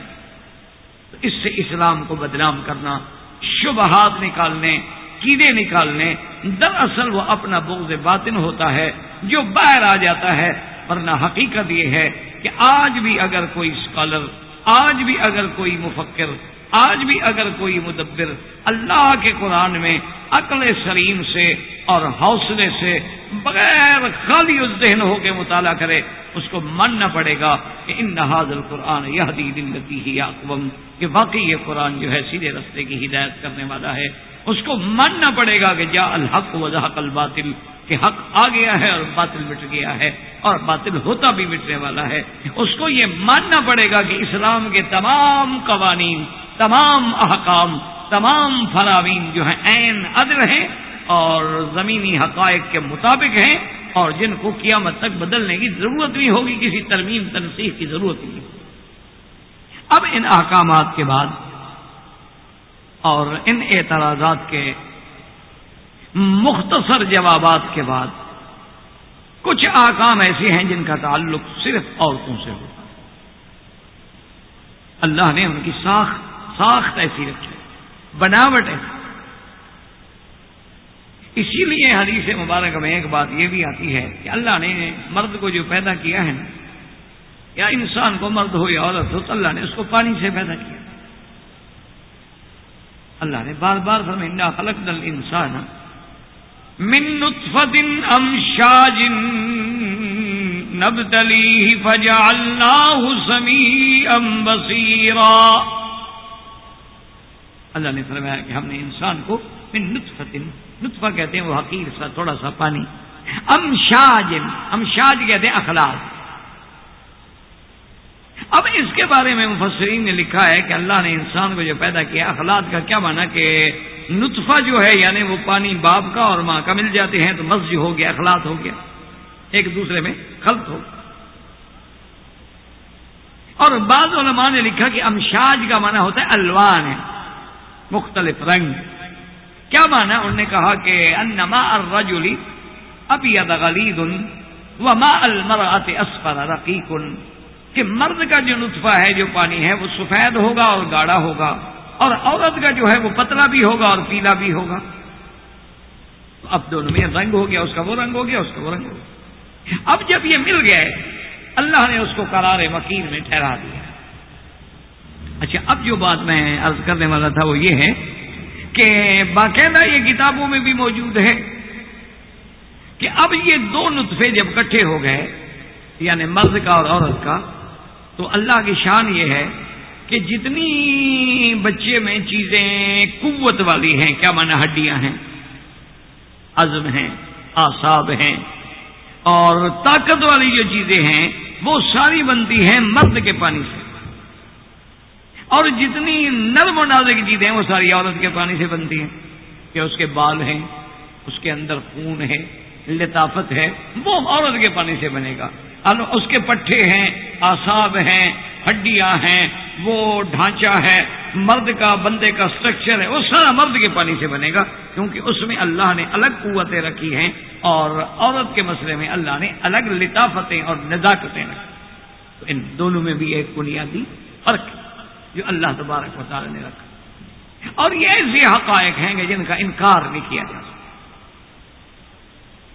اسی لیے کبھی کبھی یہودیوں نے آ کے سوال کیا کہ یا رسول اللہ صلی اللہ علیہ وسلم، یہ کیا بات ہے کہ بچہ کبھی باپ کی شکل پہ ہوتا ہے، کبھی ماں کی شکل پہ ہوتا ہے؟ تو حضور صلی اللہ علیہ وسلم نے فرمایا کہ اذا علی ماء الرجل، جب پانی مرد کا غالب آ جاتا ہے تو بچہ باپ کی شکل میں، وَإِذَا عَلَى مَاءِ الْمَرْأَةِ، جب عورت کا پانی غالب آ جاتا ہے تو بچہ عورت کی شکل میں۔ اچھا، اور کبھی دونوں کا اعتدال ہو جاتا ہے تو کچھ اعضاء جو ہیں وہ باپ کی شکل پہ ہوں گے، کچھ اعضاء جو ہیں وہ ماں کی شکل پہ۔ اچھا، کبھی کبھی خدا کی شان ایسا بھی ہوتا ہے کہ بچہ دادے کی شکل پہ ہوتا ہے، بچہ نانے کی شکل پہ ہوتا ہے۔ تو ایک آدمی آیا اور کہا یا رسول اللہ یہ کیسے؟ آپ نے فرمایا اچھا دیکھو تمہارے پاس کتنے اونٹ ہیں؟ کہا جی کافی ہے۔ آپ نے فرمایا اس میں کیا رنگ ہے؟ اس نے کہا جی فلاں ہے فلاں ہے۔ تو اس نے کہا یار یہ 20 جو ہیں تمہارے ایک رنگ ہے، یہ ایک عجب رنگ کا پیدا ہو گیا۔ اس نے کہا حضور ایل کو نہیں اندھا، اس کی کوئی رنگ ہوگی نا، میں نانی دادی کی ادھر کھینچ گیا۔ اسی طرح بچوں میں بھی تو ہوتا ہے۔ اور اسی طرح اللہ تبارک و تعالیٰ کی شان یہ ہے کہ جب عورت حمل سے ہو، حاملہ ہو، اس کی توجہ جس پہ زیادہ ہوگی، کبھی کبھی بچے کے اعضاء پہ اس کا بھی عکس پڑ جاتا ہے۔ اس لیے آپ نے دیکھا ہے نا کہ ڈاکٹر صاحبان جو ہیں اپنے کلینکس میں بھی یا اس حاملہ کے گھر میں بھی خوبصورت بچوں کی، ہیلدی بچوں کی تصویریں لگوا دیتے ہیں تاکہ عورت کی آتے جاتے اس پہ نظر پڑے اور خدا کرے کہ اس کا بچہ جو ہے وہ بھی ذرا صحت مند ہو۔ تو اس طرح بھی ہوتا ہے کہ کبھی مثلاً ایک عورت ہے، اس کے پاس ایک عزیز ہے، رشتہ دار ہے، وہ خوبصورت بھی ہے، اس کو دیکھتی رہتی ہے، تو خدا کی قدرت ہے، اس کے بھی اثرات آ جاتے ہیں بچے، اللہ کی شان۔ تو اس لیے لازمی بات ہے کہ ہر کسی کے احکام، سب سے پہلے تو یہ سمجھیں کہ عورت ہو یا مرد، اس میں بلوغ کے علامات ہیں کہ ہم کیسے فیصلہ کریں گے کہ لڑکا اور لڑکی بالغ ہیں۔ آج کل تو خیر ٹیسٹ ہیں اور وہ دانت دیکھ لیتے ہیں، دانت گن لیتے ہیں، کچھ کر لیتے ہیں، لیکن اسلام کے جو موٹے موٹے احکام ہیں جو سب کو نظر آ سکے، سب سے بڑی بات یہ ہے کہ اگر عورت کے ایام حیض شروع ہو گئے مانا بالغ، اگر اس کے سینے کے ابھار سے انداز ہو رہا ہے بالغ، اسی طرح اگر مرد ہو یا عورت ہے اس کو احتلام ہو گیا یعنی مادہ منویہ آ گیا، مانا ہے کہ بالغ۔ اب بالغ ہونے کے بعد عورت کے لیے خاص طور پہ ایک چیز ہے جس کا نام حیض۔ حیض کس کو کہتے ہیں؟ حیض اس خون کو کہتے ہیں جو ہر عورت کے لیے ان اللہ کتب علی بنات آدم، یہ اللہ کی طرف سے۔ اور بعض لوگوں نے تو خیر ایک روایت لکھی ہے، اس کا کوئی اعتبار تو ہے نہیں ہے، کہ بس ہے یعنی وہ قدرتی بات ہے نا کہ ہمارے ایک استاد تھے، وہ کہتے تھے مکی صاحب یہ جتنی جھوٹھی روایتیں ہوں نا انہوں لذت بڑی ہوتی، کہتے ہیں کہ جتنا جھوٹ گھڑ کے سنایا جائے نا لوگوں کو اس پہ واہ واہ بڑی ہوتی۔ جیسے عام طور پہ آپ نے سنا ہوا ہے نا کہ جی حضرت بلال رضی اللہ تعالیٰ عنہ اذان دیتے تھے، اس میں کوئی شک نہیں، مؤذن تھے، تو کہتے ہیں کہ حضور نے ان کو روک دیا کہ حضرت بلال کو کہ اذان نہ دو۔ کیوں؟ انہوں نے کہا کہ آپ لفظ صحیح نہیں کہہ سکتے، اشہد اللہ الہ الا اللہ و اشہد ان محمد رسول اللہ، آپ صحیح ادا نہیں کرتے، آپ کہتے ہیں اشہد، اشہد نہیں کہتے بلکہ سین سے کہتے ہیں اشہد ان محمد رسول اللہ، اس لیے اذان کوئی اور دے گا۔ وہ کہتے ہیں کہ جناب آپ حضور صلی اللہ علیہ وسلم تہجد پڑھی، پھر اٹھے، پھر سو گئے، پھر اٹھے، پھر سو گئے، اور ساری رات حضور جناب پریشان ہیں اور بستر پہ کروٹیں بدل رہے ہیں اور صبح نہیں ہو رہی، حتیٰ کہ حضور نے دعا کی اور جبریل آیا کہ اللہ میاں نے تو حکم دے دیا ہے جب تک بلال اذان نہیں دے گا صبح ہوگی نہیں، رات رک جائے گی۔ گھڑی ہوئی بات ہے لیکن لوگ جناب بڑے ماشاءاللہ اش اش کر کے اٹھتے۔ آج آپ حرم میں جا کے دیکھیں ماشاءاللہ، آج کل رات میں سب معراج شریف کی رات کے عمرہ کر رہے ہیں، نہیں، اگر معراج کی رات کا عمرہ کوئی عبادت ہے تو سب سے زیادہ حقدار تو ابو بکر تھا، جس نے سب سے پہلے تصدیق کی۔ سب سے زیادہ حقدار حضرت عمر، عثمان و علی صحابہ اہل بیت، ان میں تو کسی نے عمرہ نہیں کیا۔ وہ جی بس معراج کی رات ہے جی، ہاں جی برکت کی رات ہے، تو باقی رجب کا مہینہ بے برکت ہے۔ عجیب بات۔ اب دماغ ہے، گھڑ لیا ہے، بنا لیا ہے، کوئی روکے گا کہیں؟ دیکھیں جی سر میں، دیکھو جی ہم تو عمرہ کرنے جا رہے تھے جناب، عمرہ دیکھو جی، عمرہ تو ایک دین کا کام ہے نا جی۔ اگر آپ 7 چکر کے 8 چکر طواف کے شروع کر دیں، ہم کہیں گے یہ بھی دین کا کام ہے۔ آپ فجر کی نماز 2 رکعت کے بجائے 4 رکعت پڑھنی شروع کر دیں جی، مجھے تو بہت لطف آتا ہے، ٹھنڈا وقت ہوتا ہے حضرت، سبحان اللہ، صبح صادق کی گھڑی ہوتی ہے، میں تو جناب حضرت 2 رکعت حضرت دل ہی نہیں بھرتا، 4 رکعتیں پڑھنی چاہیے، انشاءاللہ سیدھے کافر ہو جائے، کیونکہ دین میں کوئی آدمی اپنی طرف سے اضافہ نہیں کر سکتا۔ تو اس لیے جناب مسئلہ سمجھیں کہ یہ ایام حیض جو ہیں، یہ عورت کے لیے اس میں مسلک امام ابو حنیفہ رحمۃ اللہ علیہ کے نزدیک کم سے کم حیض 3 دن ہوتا ہے، 3 دن سے کم نہیں ہوتا، اور زیادہ سے زیادہ 10 دن۔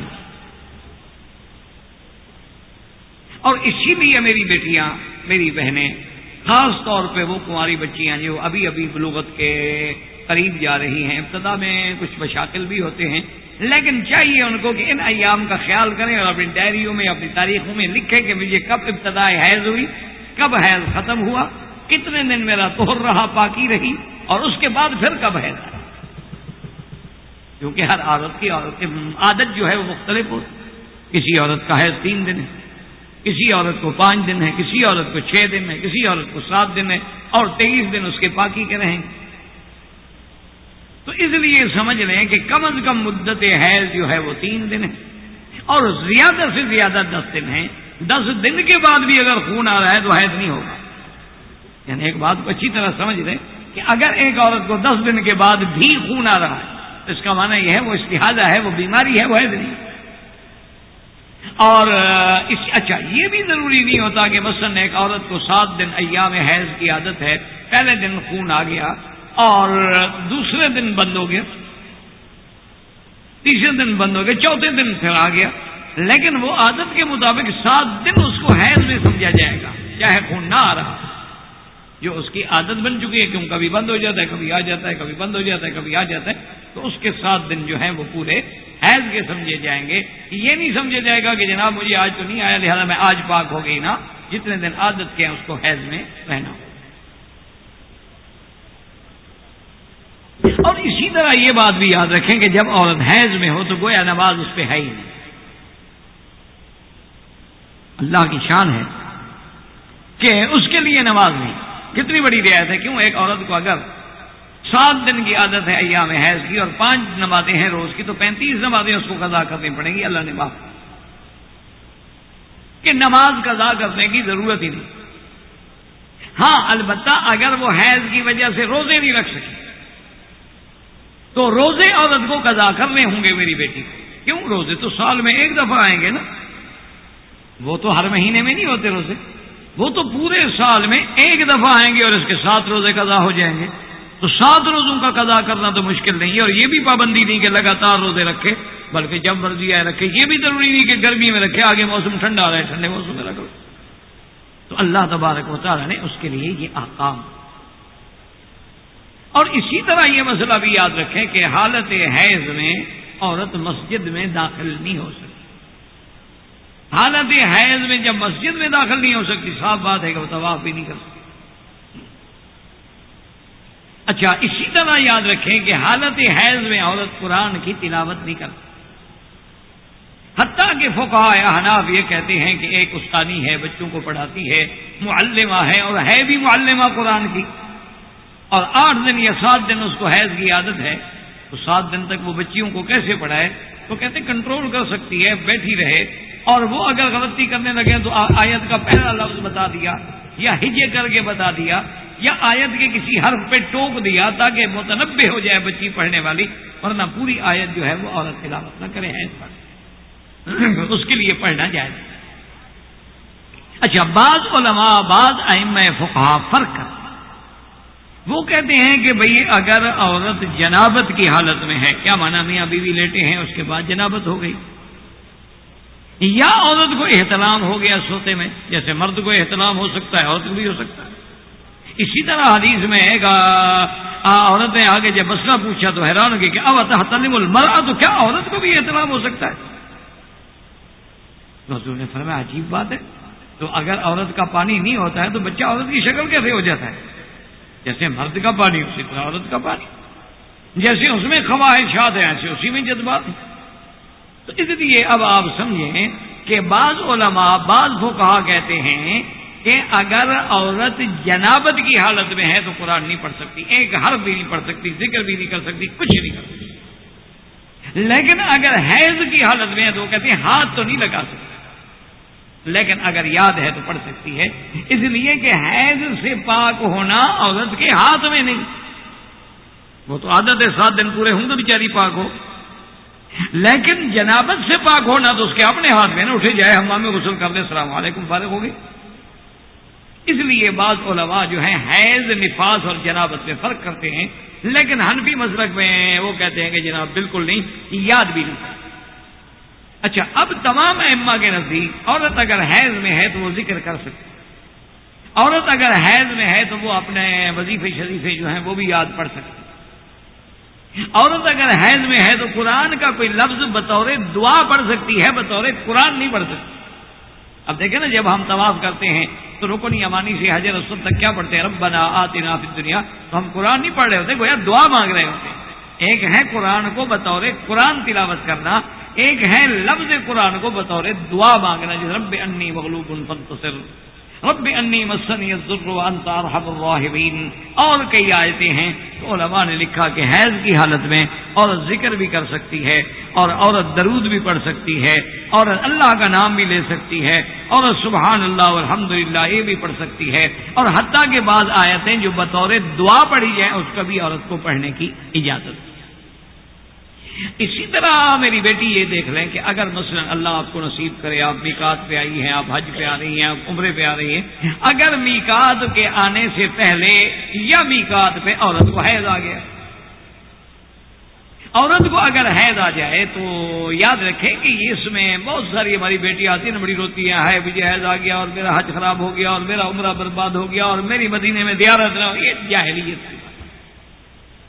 حضور کی بی بی عائشہ امہات المومنین جب حج پہ آ رہی ہیں انہیں حیض آ گیا، جب حضور سرکار دو عالم حج سے فارغ ہو کے واپس جا رہے ہیں تو بی بی صفیہ کو حیض آ گیا۔ کہتے ہیں ان اللہ کتب علی بنات آدم، میں نے آپ کو بتایا نا کہ ایک لطیفہ بعض لوگوں نے لکھا، اللہ عالم کس قدر حقیقت ہے۔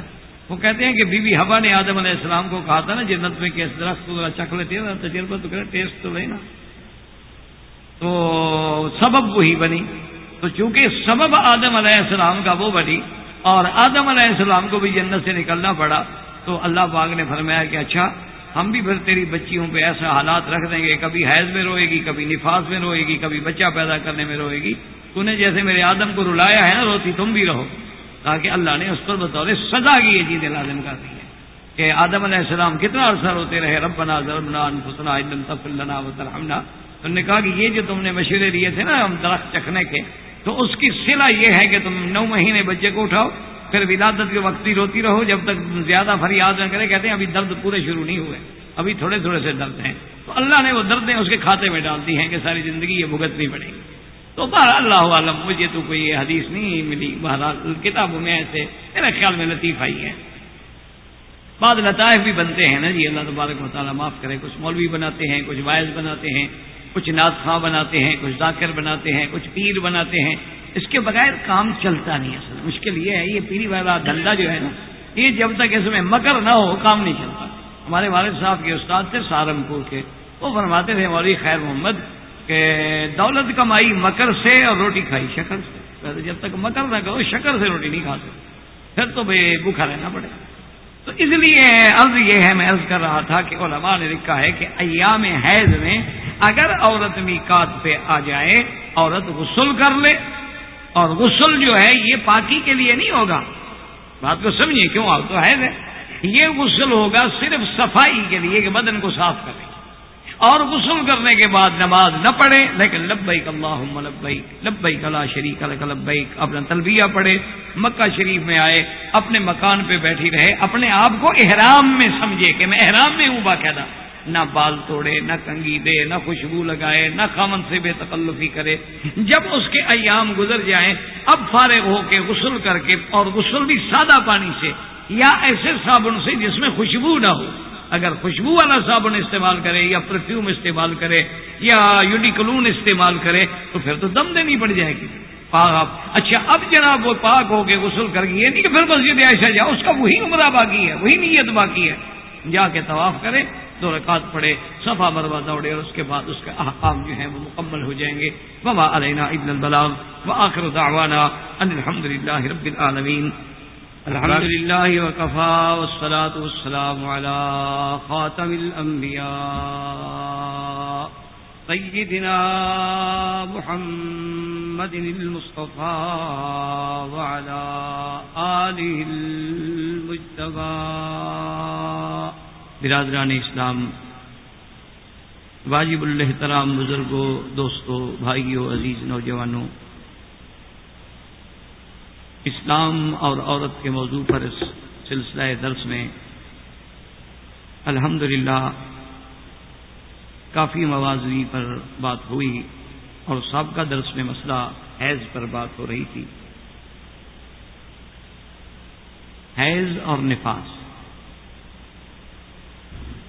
حیض اس کو کہتے ہیں جو ہر بالغہ عورت کو ہر مہینے میں چند دنوں کے لیے خون آتا ہے، بلیڈنگ ہوتی ہے، جسے ماہواری کہا جاتا ہے، مینسز کہا جاتا ہے، ایام کہا جاتا ہے۔ ان اللہ کتب علی بنات آدم، یہ اللہ کا ہر عورت کے لیے ایک فیصلہ ہے، ایک حکم ہے، اور اس میں اس کی بہت بڑی بڑی حکمت ہے۔ اس کے اندر بھی یہودیت میں اور زمانہ جاہلیت میں عورت کو ایام حیض میں اس قدر ناپاک، غیر پسندیدہ اور برا تصور کیا جاتا تھا کہ اس کو اپنے معاشرے سے گویا کاٹ دیا جاتا تھا کہ وہ بالکل الگ تھلگ ایک الگ کمرے میں اپنے وہ عادت کے دن پورے کرے، اور اس دوران میں وہ کسی سے نہ ملے، کوئی اس کا چہرہ نہ دیکھے، وہ کسی کو نہ دیکھے، وہ بالکل بیچاری چھوت ہو کے پڑی رہے۔ حتیٰ کہ آج بھی سامعین کا چونکہ زیادہ تعلق جو ہے وہ بلاد ہند سے ہے، آپ جانتے ہیں کہ ہندوؤں میں بھی یہ رسمیں ہیں، اور ہندوؤں کی وجہ سے بعض ضعیف الاعتقاد مسلمانوں میں بھی یہ رسمیں ہیں کہ اگر کسی کے گھر میں بیمار ہے تو حیض والی عورت جو ہے وہ مریض کے سامنے نہ آئے۔ اگر کسی کے گھر میں کوئی اللہ معاف کرے بچی کو چیچک ہے، سمال پاکس جسے آپ کہتے ہیں، تو اس میں تو یہ جرم عظیم ہے کہ کوئی حیض والی عورت اس کے سامنے آ جائے، وہ کہتے ہیں بس اس کی بیماری میں اضافہ ہو جائے۔ اسی طرح وہ کسی اہم تقریب میں، یعنی ان کی مذہبی تقریب میں بھی وہ شریک نہیں ہو سکتا، لیکن یہ اسلام نے عورت کو عزت دی، اسلام نے عورت کو یہ بات سمجھائی کہ بھئی حیض ایک چیز ہے جو اللہ نے ایک عورت پہ لکھی ہے۔ اس کا مطلب یہ نہیں ہوتا نعوذ باللہ کہ وہ ایک ناپاک چیز ہو گئی ہے اور اس کو دور کر دیا جائے اور معاشرے سے کاٹ دیا جائے، اب وہ نہ تو کھانا پکائے اور نہ خامن کی خدمت کرے اور نہ خامن کے ساتھ بیٹھے، یہ تمام چیزیں اسلام نے اس کی نفی کی۔ اسلام کہتا ہے وہ ٹھیک ہے، عورت ہے، وہ تمام معاملات میں آزاد ہے، حتیٰ کہ ایام حیض میں وہ اللہ کا ذکر کرے، ایام حیض میں اگر وہ حج پہ آئی ہوئی ہے لبیک پڑھے، تلبیہ پڑھے، دعائیں کرے، ایام حیض کے اندر اپنے گھر والوں کی، بچوں کی، گھر والوں کے کھانا پکائے، کھانا کھائے، کٹھے بیٹھ کے بات کرے، اپنے خاوند کے ساتھ ایک بستر پہ لیٹے، حتیٰ کہ صحیح احادیث مبارک پہ ہیں کہ حضور صلی اللہ علیہ وسلم نے ایک دفعہ سیدہ عائشہ صدیقہ رضی اللہ تعالی عنہا کو ارشاد فرمایا، اور آپ جانتے ہیں الحمدللہ مکہ مدینہ میں رہنے والے میرے بھائی کہ سرکار دو عالم کا اب جہاں مزار مبارک ہے، قبر مبارک ہے، روضہ مبارک ہے، یہ بی بی عائشہ کا حجرہ ہے، یہی گھر ہے. یعنی سرکار دو جہاں کی زندگی میں یہ عائشہ کا گھر تھا. یہ حجرہ ہے عائشہ، اور حضور کا گھر یہ تھا کہ ایک حجرہ تھا اور تھوڑا سا آگے صحن. تو ایک دن حضور صلی اللہ علیہ وسلم نے فرمایا کہ عائشہ ناولینی الخمرۃ من المسجد، کہ مسجد سے مجھے ایک پرچہ اٹھا کے دو، کیونکہ اس زمانے میں عام طور پہ یہ چٹائیاں جو ہمارے ملکوں میں عام رواج ہے، یا تو کنکریاں ہوتی تھی، چھوٹی چھوٹی حسوا ہوتی تھی، ان پہ نماز پڑھی جاتی تھی، یا کوئی چٹائی ڈال دیتے. اس نے فرمایا کہ ایک چٹائی لے لو تاکہ میں نماز پڑھوں کمرے میں. تو بی بی عائشہ صدیقہ رضی اللہ تعالی عنہا نے عرض کیا کہ یا رسول اللہ انا حائض، حضور میں تو حیض میں ہوں. حضور ناراض ہو گئے، فرمایا حیضت کی لیست بیدک. فرمایا عائشہ کیا بات کر رہی ہو، حیض تمہارے کو ہاتھوں میں ہے، عقل کی بات کرو. تم مسجد میں داخل نہیں ہو رہی، تم اپنے حجرے میں بیٹھی ہو، ہاتھ بڑھا کے ایک چیز لے لو مسجد سے، کوئی بات نہیں. تو بی بی صاحبہ نے اٹھا کے حضور صلی اللہ علیہ وسلم، اب دیکھیں مسلح ہے، مسجد سے لیا ہے اور بچھا کے کس کو دے رہی ہیں؟ سرکار دو جہاں صلی اللہ علیہ وسلم، اور حضور اسی پہ نماز پڑھے. اسی طرح بی بی عائشہ صدیقہ رضی اللہ تعالی عنہا کی روایت ہے کہ ایام حیض کے دنوں میں حضور صلی اللہ علیہ وسلم اپنی ازواج مطہرات کے ساتھ ایک بستر پہ لیٹتے تھے. صرف ازواج مطہرات یہ احتیاط فرماتی تھی کہ اپنے کپڑے کو باندھ لیتی تھی تاکہ کوئی خون کا ذرہ، کوئی خون جو ہے وہ کسی دوسرے کپڑے کو بلا وجہ نہ لگے. اس میں کوئی شک نہیں کہ وہ خون جو ہے پلید ہے، نجس ہے، ناپاک. لیکن اس کا معنی یہ نہیں ہے کہ عورت جو ہے وہ ہمیشہ کے لیے، اور جتنے دن اس کا ایام حیض ہیں، بعض عورتوں کی 4 دن عادت ہے، بعض کی 3 دن عادت ہے، بعض کی 7 دن عادت ہے، بعض کی 8 دن عادت ہے، تو وہ 8 دن کے لیے چھوت بن کے بیچاری رہ جائے. اسلام نے کہا کہ نہیں، تمہارے سارے حقوق بحال. صرف اسلام نے منع کیا ہے کہ ایام حیض میں میاں بیوی مباشرت نہیں کر سکتے. اور مباشرت کے 2 معنی ہوتے ہیں. ایک مباشرت کا معنی ہوتا ہے التقاء البشرۃ بالبشرۃ، یعنی بدن کا بدن سے لگنا، یہ تو جائز ہے. اور جو مباشرت منع ہے اس کا معنی ہے کہ جماع کرنا، کہ میاں بیوی مجامعت نہیں کرنا. اور اس مجامعت نہ کرنے میں بھی دونوں کا فائدہ ہے، کیونکہ اللہ نے قرآن میں اس مسئلے کو بڑی وضاحت سے بیان کیا. یسألونک عن المحیض قل هو اذى، اللہ نے فرمایا کہ حضور آپ سے پوچھا جاتا ہے کہ حیض والی عورت کے بارے میں کہ کیا آدمی ایام حیض میں اپنی بیوی سے مل سکتا ہے، تو ان کو بتا دو کہ نہیں، یہ حیض پلید چیز ہے. اور لفظ اذى ہے جس سے دلالت ہوتی ہے کہ دونوں کے لیے یہ سبب عذاب ہی ہے. اور آج یعنی طب جو ہے، چاہے طب قدیم ہو یا طب حدیث ہو، وہ یہ بات تسلیم کرتی ہے کہ اگر ایام حیض میں میاں اور بیوی ملیں گے تو دونوں کے لیے مسائل اور دونوں کے لیے مشکلات اور دونوں کے لیے بیماریوں کا سبب ہو سکتا.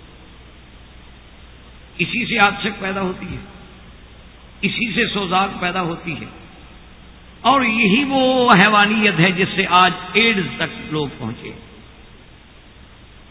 کہ اس کا سبب کیا ہے؟ وہی حیوانیت، کہ جانوروں کی طرح عورتوں کے ساتھ ڈیل کرنا، ان کے ساتھ نعوذ باللہ وضع غیر فطری جیسے اعمال دہرائے جانا، ایام حیض کے اندر ان کے ساتھ مباشرت کرنا اور غلط قسم کی حرکتیں کرنا، اس کا انجام جو ہے وہ ایڈز تک جا پہنچا ہے. اسلام نے صرف یہ پابندی لگا دی کہ قل هو اذى فاعتزلوهن، کہ ایام حیض کے اندر میاں بیوی جو ہیں وہ مجامعت نہیں کر سکتے. اور میاں بیوی کا ملنا جو ہے شریعت نے اس کو گناہ قرار دیا کہ ایام حیض میں ملنا جو ہے وہ گناہ. اسی طرح ایک حدیث مبارک میں آتا ہے کہ کوئی عورت، کوئی بیوی اپنے خامند کی بات پر مثلا خامند کو خواہش ہوئی، اس نے اپنی بیوی کو بلایا ہے، تو کوئی عورت اس پہ انکار نہیں کر سکتی کسی بھی حالت میں، الا فی حیض، مگر وہ حیض کی حالت میں ہے تو انکار کر سکتی ہے کہ میں حیض ہوں، یا وہ نفاس کی حالت، یا وہ مریض ہے، بیمار ہے، تو اس کے علاوہ انکار کرنا جو ہے، بلکہ صریح حدیث مبارک میں یہ آتا ہے کہ اگر ایک خاوند نے اپنی بیوی کو اپنے فراش پہ بلایا اور دعوت دی فابت، اس نے انکار کیا، تو حدیث میں آتا ہے تلعنہ الملائکہ، اللہ کے فرشتے اس پہ لعنت کی۔ اور اگر میری بیٹیاں، میری بہنیں ٹھنڈے دل سے غور کریں تو آج تقریباً 80% گھروں کی بربادی کا یہی سبب کہ خامند کی اطاعت نہ کرنا، خامند کے حقوق کا خیال نہ رکھنا، اور اپنے اپنے فکر اور مزاج پہ چلنا۔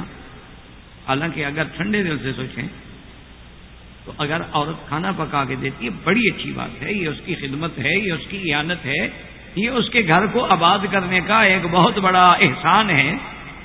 لیکن کھانا تو ملازم یا خامن جو ہے وہ کسی نوکر سے بھی بنوا سکتا، کھانے کے لیے وہ کسی ریسٹورینٹ میں بیٹھ کر بھی کھانا کھا سکتا، کھانے کے لیے وہ بیچارہ ڈیوٹی کے دوران میں سینڈوچ منگوا کے بھی کھا لیتا، کھانا کھا سکتا ہے، کپڑے دھلوا سکتا ہے، کسی لانڈری پہ کپڑے بھیج دے وہ دھل جائیں اور گھر سے اچھے دھلیں گے۔ اسی طریقے سے اس کے باقی جتنے امور ہیں، اس کی صفائی ہے، اس کے کپڑے ہیں، اس کے کمرے کو ٹھیک کرانا ہے، ملازم سے کرا سکتا۔ تو اللہ تبارک و تعالیٰ نے میاں اور بیوی کو جو فرمایا ہن لباس لکم وانتم لباس لہن، تم عورت کا لباس ہو، عورت تمہارا لباس ہے۔ کیا مانا کہ جیسے لباس تمہارے بدن کو ڈھانپ لیتا، جیسے لباس میں تمہارا بدن چھپ جاتا ہے، اسی طرح مرد اور عورت جو ہیں ایک دوسرے کو گناہوں سے ڈھانپ لیتے، ایک دوسرے کو بچا لیتے۔ تو جب اس کی خواہشات کا ایک جائز حل موجود ہوگا تو خاوند بلا وجہ جو ہے گناہ کی طرف آمادہ نہیں۔ اسی لیے اسلام نے حکم دیا ہے کہ ولو علی تنور، کہ اگر ایک عورت تنور پہ کھڑی ہو کے روٹیاں لگا رہی ہے اور خاوند ہے، انسان ہے، باہر گیا، اس کی کوئی نظر کسی عورت پہ پڑ گئی، جذبات اس کے بھڑک اٹھے، تو وہ واپس حضور نے فرمایا کہ ارجع الی اہلک، اپنے گھر واپس آؤ۔ تم جو دوسری عورت میں ڈھونڈنا چاہتے ہو اللہ نے تمہارے گھر میں بھی تو رکھا ہے تاکہ تم اپنے حلال سے تمتع حاصل کرو۔ تو اسلام یہ حکم دیتا ہے کہ ولو علی تنور، اگر عورت تنور پہ روٹیاں لگا رہی تھی اور خاوند نے بلایا تو روٹیاں چھوڑ دے اور خاوند کی خواہش کا احترام کرے۔ اس کی وجہ یہ ہے کہ روٹیاں تنور میں جل جائیں گی، تو روٹی کا جل جانا تو بہتر ہے، لیکن خاوند زنا کرنے کے بعد جہنم میں جلے تو وہ تو بہت بری بات۔ اس لیے اس کو جہنم کی آگ سے بچانے سے تو بہتر ہے کہ روٹی جلتی ہے تو جل جائے، کھانا بگڑتا ہے تو بگڑ جائے، سالن جل جاتا ہے تو جلنے دو، لیکن خامند کو تو نہ جلاؤ۔ اسی لیے اسلام نے حکم دیا کہ ولو علی رحل، کہ اگر خامند اور بیوی دونوں یعنی شغلوں پہ ہیں اور اونٹوں کا سفر ہے اور وہاں خامند کے جذبات میں حدت آئی ہے تو عورت کو وہاں بھی انکار نہیں کرنا چاہیے۔ اسی لیے آپ دیکھیں، ویسے یعنی بعض لوگ سمجھتے ہیں کہ ایسی باتیں کرنا جو ہے یہ ظاہری آداب، لیکن یاد رکھیں ان اللہ لا یستحی عن الحق، حق کے معاملے میں کوئی استحیا نہیں۔ اور لطف کی بات یہ ہے کہ آج ہم حرام سے تو حیا نہیں کرتے۔ آپ اپنے اپنے کمروں میں چھپ کر ہم جناب پلے بوائے میگزین پڑھیں گے، اپنے اپنے کمروں میں چھپ کر ہم جناب بلیو فلمیں اور ویری ڈیپ بلیو فلمیں دیکھیں گے، ہم اپنے اپنے کمروں میں چھپ کر غلط سی ڈیز دیکھیں گے، ڈش پہ غلط پروگراموں کے انتظار کریں گے، اس کے لیے جاگنا پڑے، اس کے لیے ہمیں صبح 4 بجے بیٹھنا پڑے، بیٹھیں گے۔ لیکن اگر کوئی عالم دین ایسے مسائل پہ گفتگو کرے تو ہم کہیں گے دیکھو جناب مولوی لوگ ہیں اور یہ تقریریں تو عورتیں بھی سنیں گی، یہ تقریریں تو جناب بچیاں بھی سنیں گی۔ تو یاد رکھیں کہ اسلام میں حلال سے کوئی شرم نہیں، اسلام حرام سے منع۔